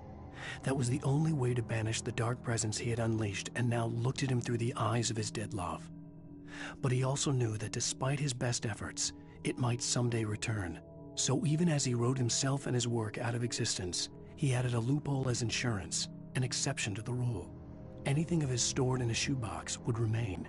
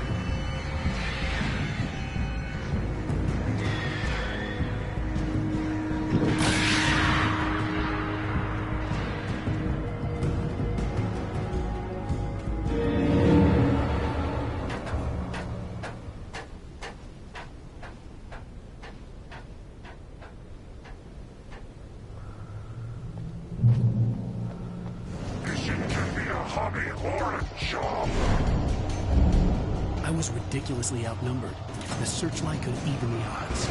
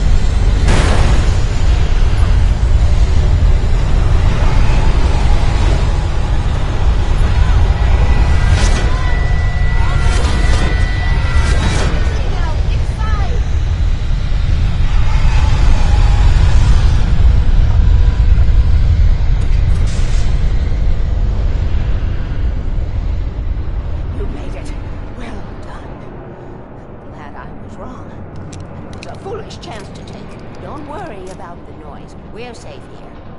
I have looked after the well-lit room for many, many years now. There is no shadow in the well-lit room. Our is fail-safe, and all the bulbs are numbered and changed regularly based on their make and model. Right.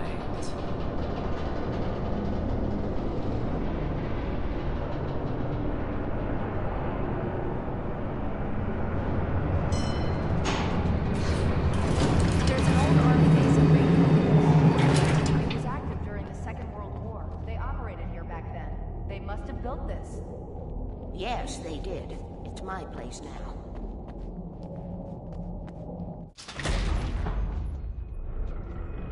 Take it, and I won't need to worry about the room anymore, because 6 and 33 and 118 need changing soon, and I don't want to climb up the ladder to change them because it's very late, and I'm tired.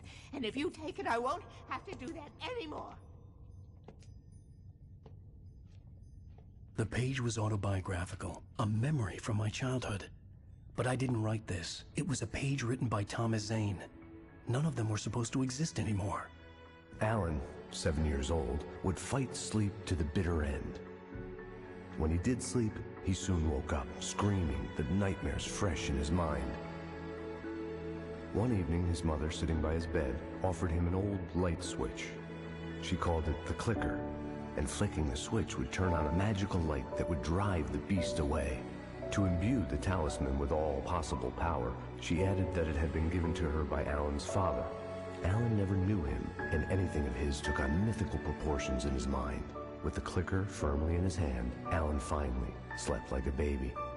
Now, almost 30 years later, Alan thought of this as he stood on the rim of Cauldron Lake, the clicker in his hand. He took a deep breath and jumped. My mind swirled. I'd given the clicker to Alice, yet it was here. Zane had written it into existence, in a story I had written.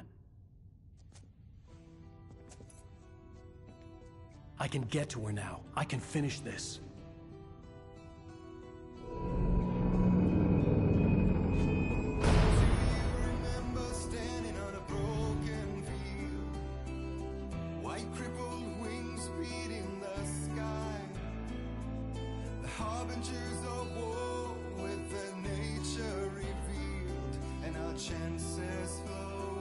Previously on Alan Wake, I wrote a horror story that has come true. Thomas Zane did the same in the 70s. You will go no further. If I continue like the Dark Presence wants me to, the story I'm writing won't save Alice. It's a horror story.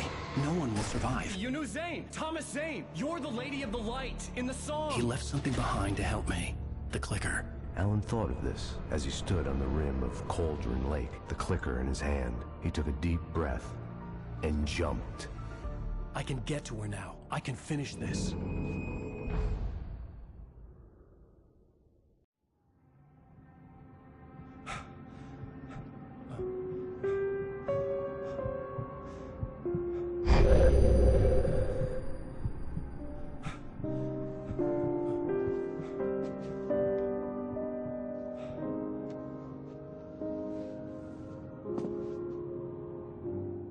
I had a hangover. My head was about to explode and the light hurt my eyes. I needed my sunglasses and painkillers to dull the pain.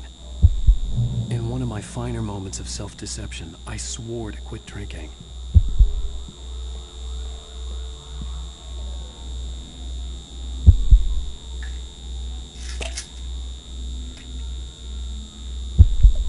The pills worked fast. The prospect of being awake started to seem bearable again. The lights were like needles in my eyes. I needed my sunglasses.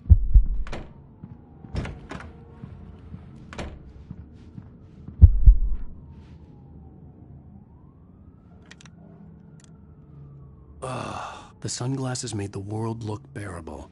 Now I could keep my eyes open without feeling like a vampire in the sun. There was a message waiting for me on the machine. Ow! Are you still asleep? Wakey, wakey! You should have your show on your TiVo. If Alice wasn't too mad to record it. Now, she called me earlier and really chewed me out. Yeah, we went a little overboard last night. But parties are a part of this business. Al, look, I'm saying this as your friend. She's not doing your career any favors by trying to run your life like that, okay? I'll talk to you later, Al. Watch the show!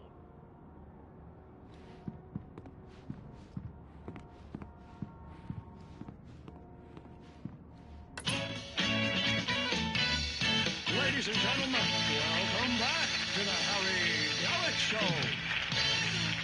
Thank you. Thank you, everybody. We have a great show tonight. I've been talking with the best-selling author Alan Wake about his new book, The Sudden Stop. Yeah, good read. Go buy it. No, it is a good read. Look, I'm gonna be honest here. Is that wise? No, but I'm gonna do it anyway. I got people who give me the lowdown on books. I'm a busy guy. But this one, I actually read from cover to cover. I mean, I'm a big fan. Wow, thanks. Now, this might be a spoiler for those who haven't read the book yet. Based on the sales figures, the 2 people out there who haven't read the book yet. But this last book is all about the death of the main character, the hard-boiled New York detective, Alex Casey. Now, there's been a lot of outrage about this. Why the hell did you kill Casey? What the hell were you thinking, man? Good riddance. No, seriously though, 7 years and 6 books is a long time. He was a gloomy guy to spend all your working hours with, and it was a good run. But it's time to explore new things. My next book will be a departure from the old for me. You selfish bastard, always thinking of yourself. Well, you've certainly given us a lot of entertainment over the years.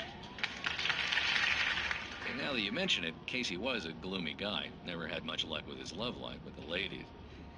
Was that autobiographical in any way? Yeah, no kidding. Casey's lady friends tended to die on him. With Casey, it was all about his pain. No, nothing autobiographical about that. I'm a happily married man. My wife is my muse. Well, congratulations. That's great to hear. So, how's the publicity tour been treating you? Good. Great. But I gotta say, I'm glad to be back home in New York. Well, you've certainly been on the news a lot lately. Lots of parties and, you got into a fight with some paparazzi. Oh, man. Well, that guy was really in my face. I lost my temper. I know that wasn't cool. You are famous for that temper. Well, I did also write several books. Well, your latest novel is called The Sudden Stop, and it's in bookstores now. Go get it. That means the 2 of you out there who haven't bought it yet. Ladies and gentlemen, that's all we have for you tonight. I want to thank all our guests for the evening. Alan Wake, Sam Lake. Once more, do the face for Sam. And our musical guests, Poets of the Fall. Thank you. At least I'd been funny. I told myself I could live with that. You watch the show? I didn't say anything stupid if that's what you want to know. Okay, Grumpy. You want an aspirin or something? Are you going to start with me about drinking now? You know what? Go back to sleep, Alan.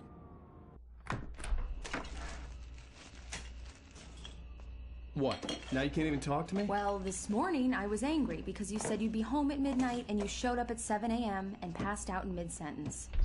Now I'm over it. Are you angry? This goddamn tour. It's gotten out of hand.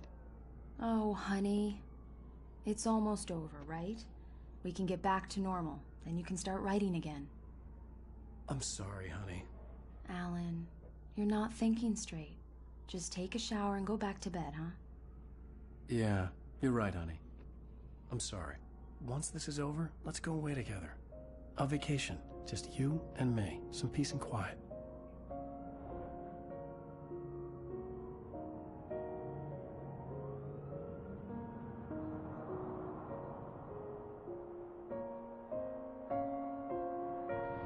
Somehow, the clicker was the key to the cabin.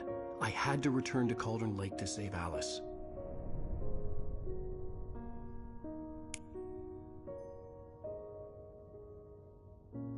I'm going back to the lake to finish this. I'm going to write an ending to the story in the manuscript on my own terms, to make it all right. Why can't you just write it here? The last page is still in the typewriter. I need to read it first. Everything needs to be just right. Zane tried to cut some corners, and it didn't end well. Okay, ready when you are. I'm sorry, Sarah, but I need to do this alone. Barry, take her gun. Miss Weaver, close the door when I leave.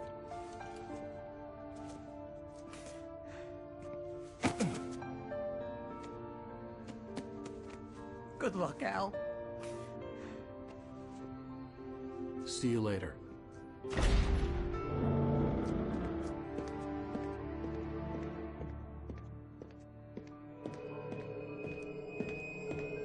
When I got out, it was warm and sunny. I'd flicked the switch of the clicker. Had it done this? I didn't stop to question it. I had to take advantage of the sunlight to get to the lake. On Zane's page, I'd stood on the rim of Cauldron Lake, about to use the clicker. That's where I was headed.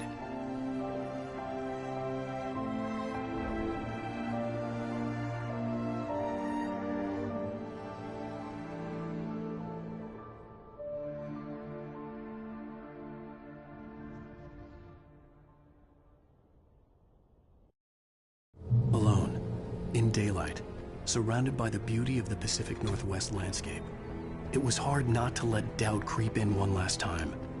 I could still chalk everything up to a dream, a delusion. I had enough imagination to make up something like this. Having been in the cabin all this time, trapped in a story inside my head, gone mad from grief over Alice's death like Hartman had claimed, there would be no way of knowing. I told myself it didn't really matter. My course was set.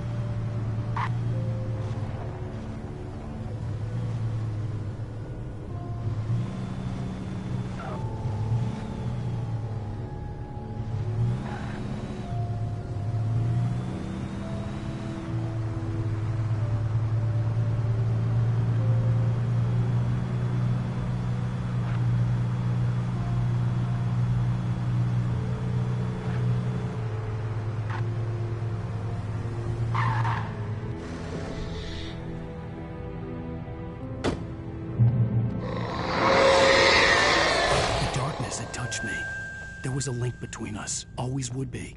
I could feel it.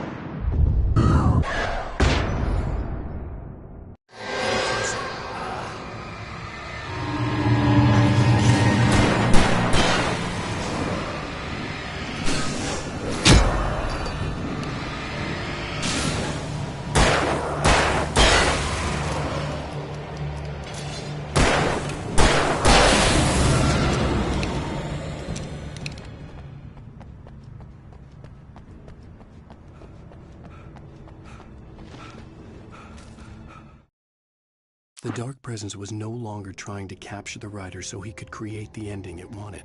The writer knew too much. He was too strong. And he carried a weapon left behind by Thomas Zane, something that could hurt it. Now, the darkness was doing everything in its power to simply stop the writer from ever reaching Cauldron Lake and the dark place it came from.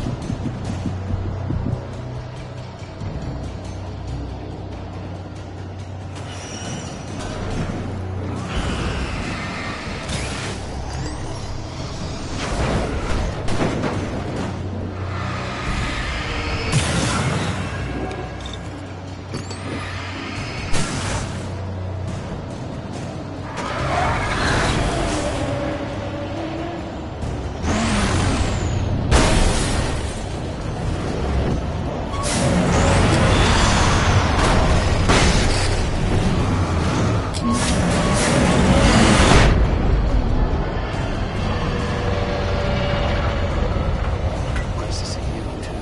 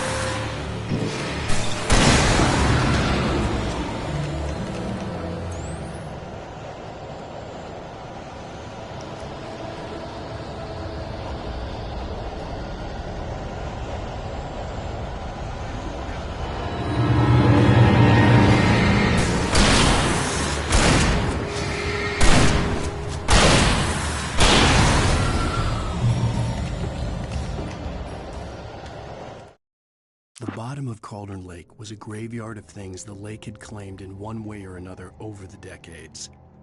The dark presence brought them up in its wake, scattering the rotten waterlogged hull of an old boat here, the remains of a long-ago crashed airplane there, trees shattered under the impacts. The earth groaned. It didn't even notice.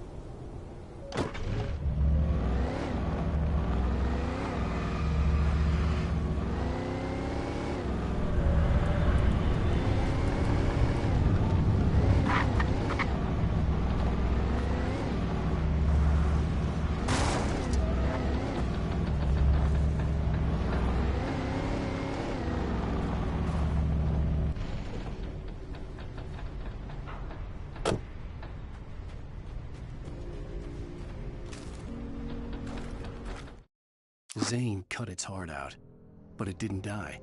The thing that wore Barbara's face kept crooning sweet nothings sugar-laced with poison. He put on the suit, untied the monster from the chair. The thing in his arms thrashed weakly, but he held fast. He stepped outside, off the pier, and into the dark water, a sinking pinprick of light descending toward a bottom that never came.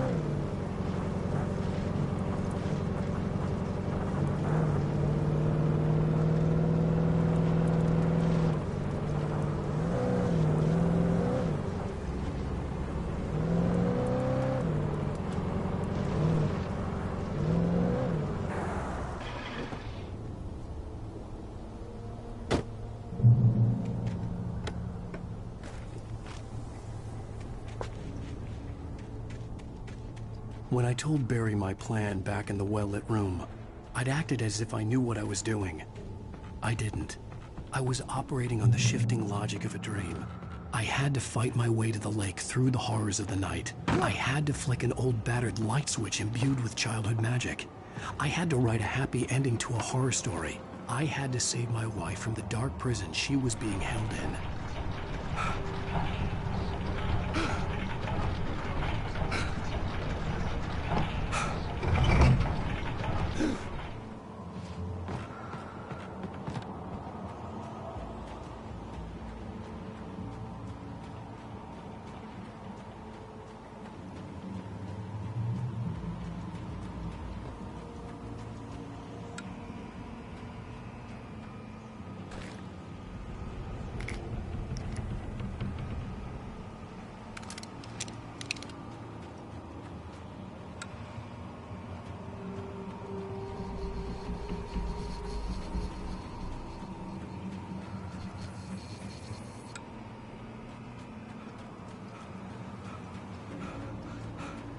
I will never give her to you.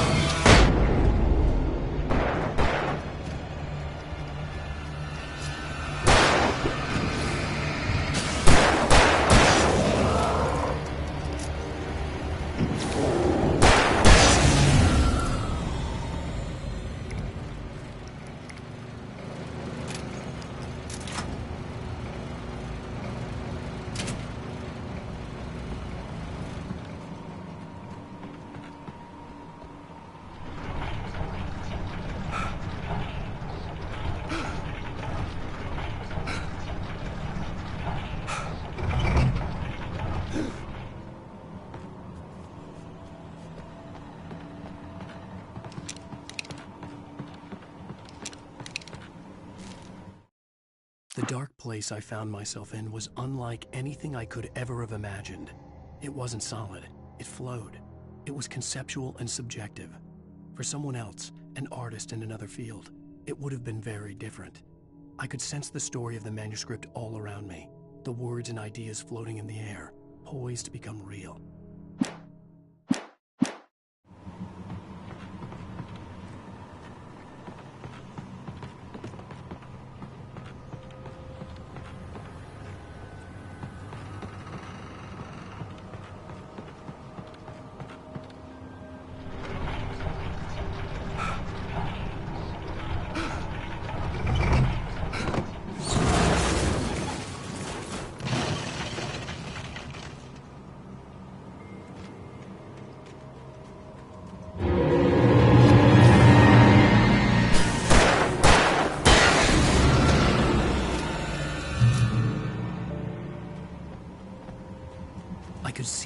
a peek in the distance.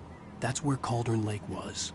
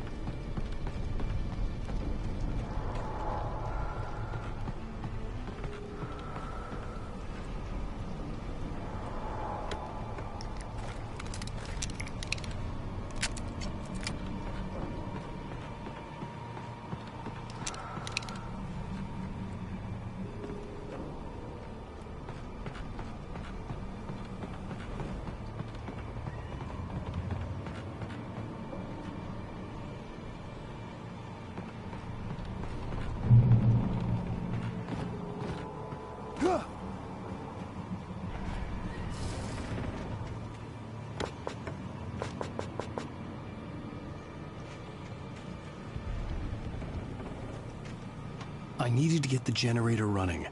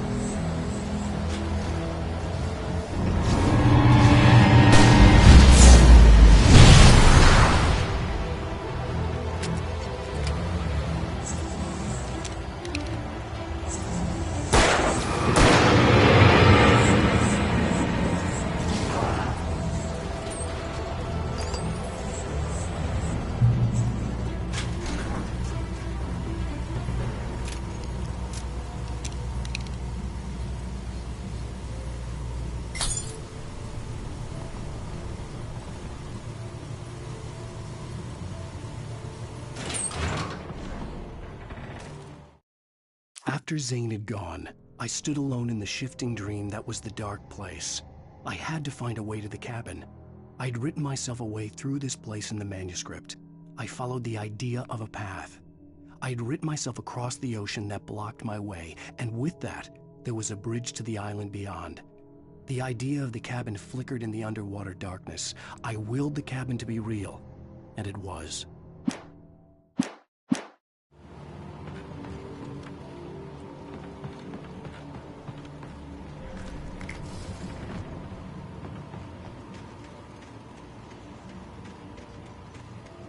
Turn back now.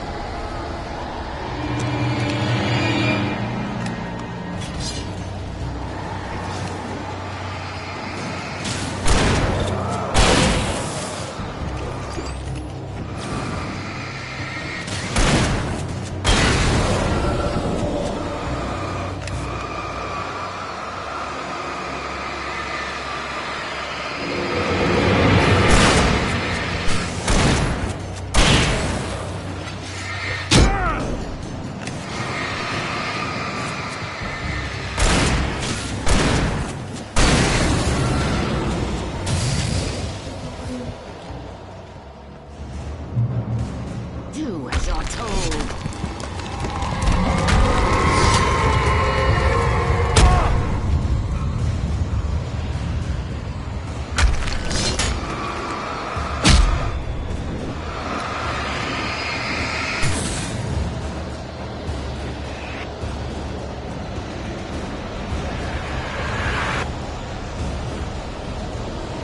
Alice never loved you.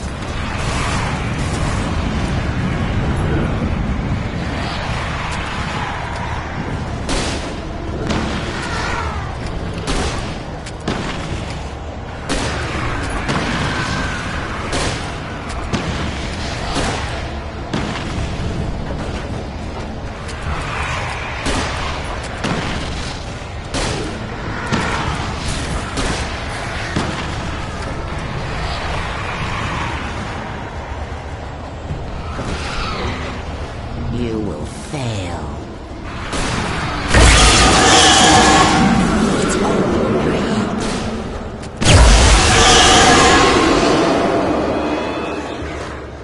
You're making this up.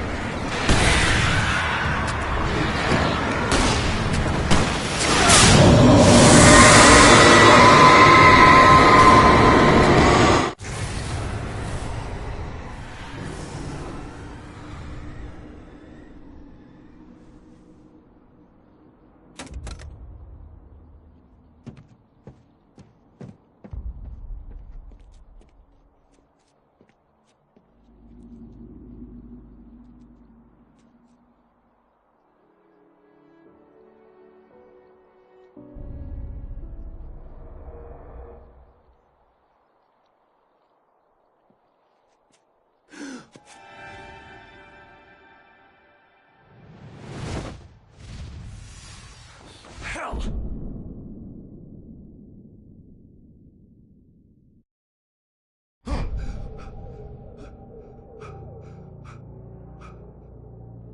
Shh, baby. You were having a bad dream. It was just another nightmare. No. Everything's fine. You're home. It wasn't a dream. Everything's fine. Turn the lights on. Turn the lights on! Shh, baby. The power's out. There's no light. Come back to bed and I'll make you forget all about your fear. My fear? It's your fear. Why aren't you afraid? You're not Alice. Turn the lights on now. Where's the clicker? What did you do with it? Alan, you're scaring me now. Come back to bed. Are you taking your pills? Do you want me to call Dr. Harper? Come back to bed, Alan. Come back to bed, Tom. I read your manuscript. It's brilliant. Departure is your best friend. You're a genius.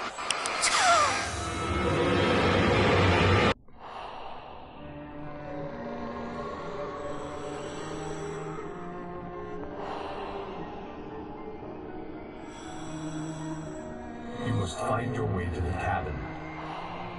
It stands in your way. It won't let you pass. It has no heart. It's filled with darkness. You must fill its heart with light.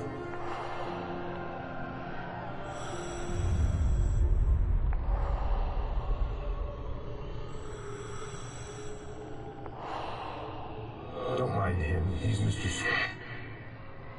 Your friends will meet him when you're gone.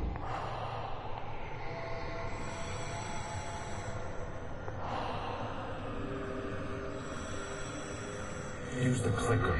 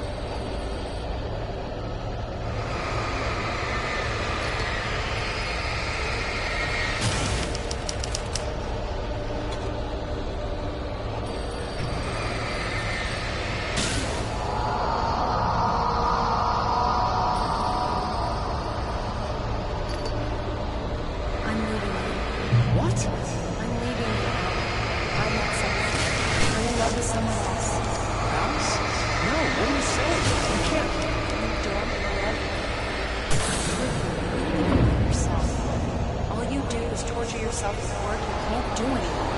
No, I love you more than anything in the world. You're my muse. Who are you? What have you done with my Alice? Alan? What are you doing? Put the light back on. What are you doing, Alan? Stop. Put the light back on. It wasn't true. Nothing like that had ever happened. You're not my Barbara. Promise to be good. Please, you tell me you're not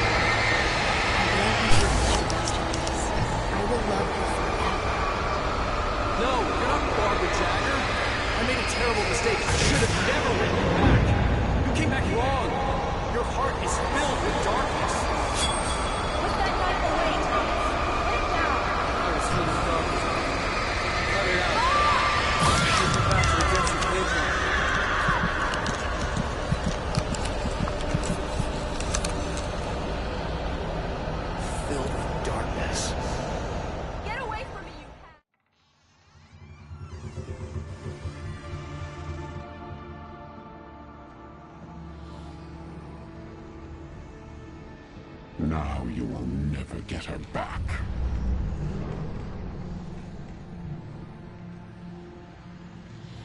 I am much older than you. Older than your first work of art. I will find a new face to wear. Someone else to dream me free.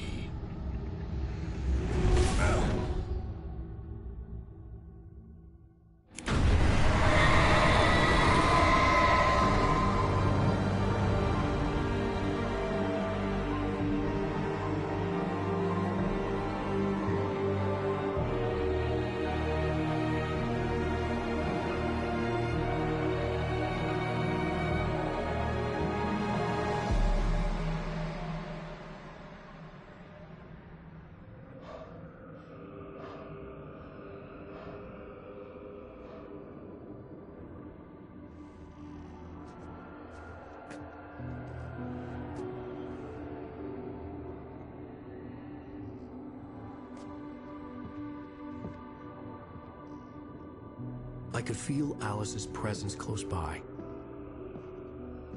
I understood what I had to do now. I knew how to write the ending to Departure. There's light and there's darkness. Cause and effect. There's guilt and there's atonement. But the scales always need to balance. Everything has a price. That's where Zane had gone wrong. There's a long journey through the night back into the light.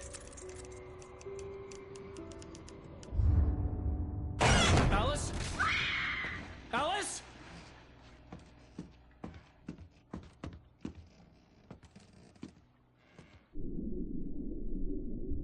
Oh no!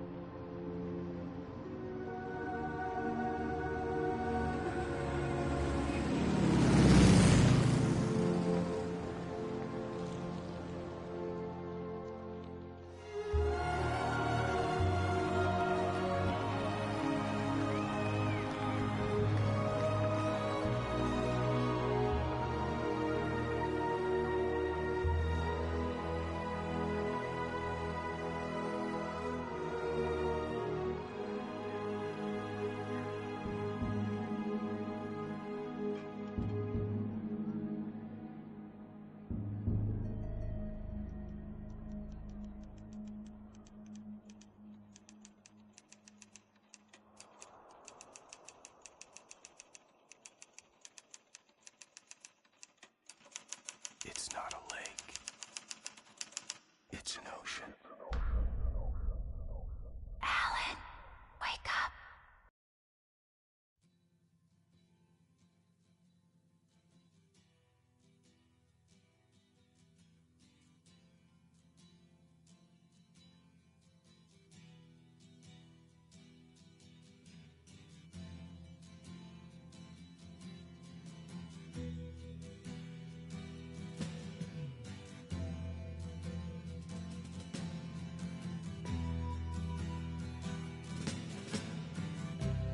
Ground control to Major Tom.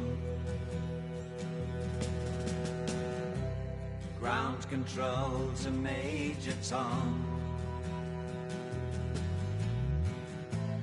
Take your protein pills and put your helmet on.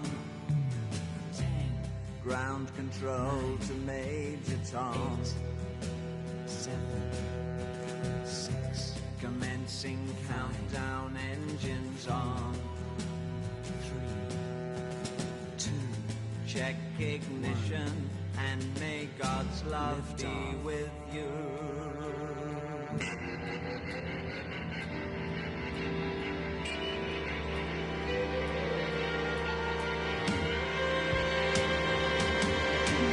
This is ground control to Major Tom. You've really made the grade, and the papers want to know whose shirts you wear. Now it's time to leave the capsule if you dare. This is Major Tom to ground control. I'm stepping through the door.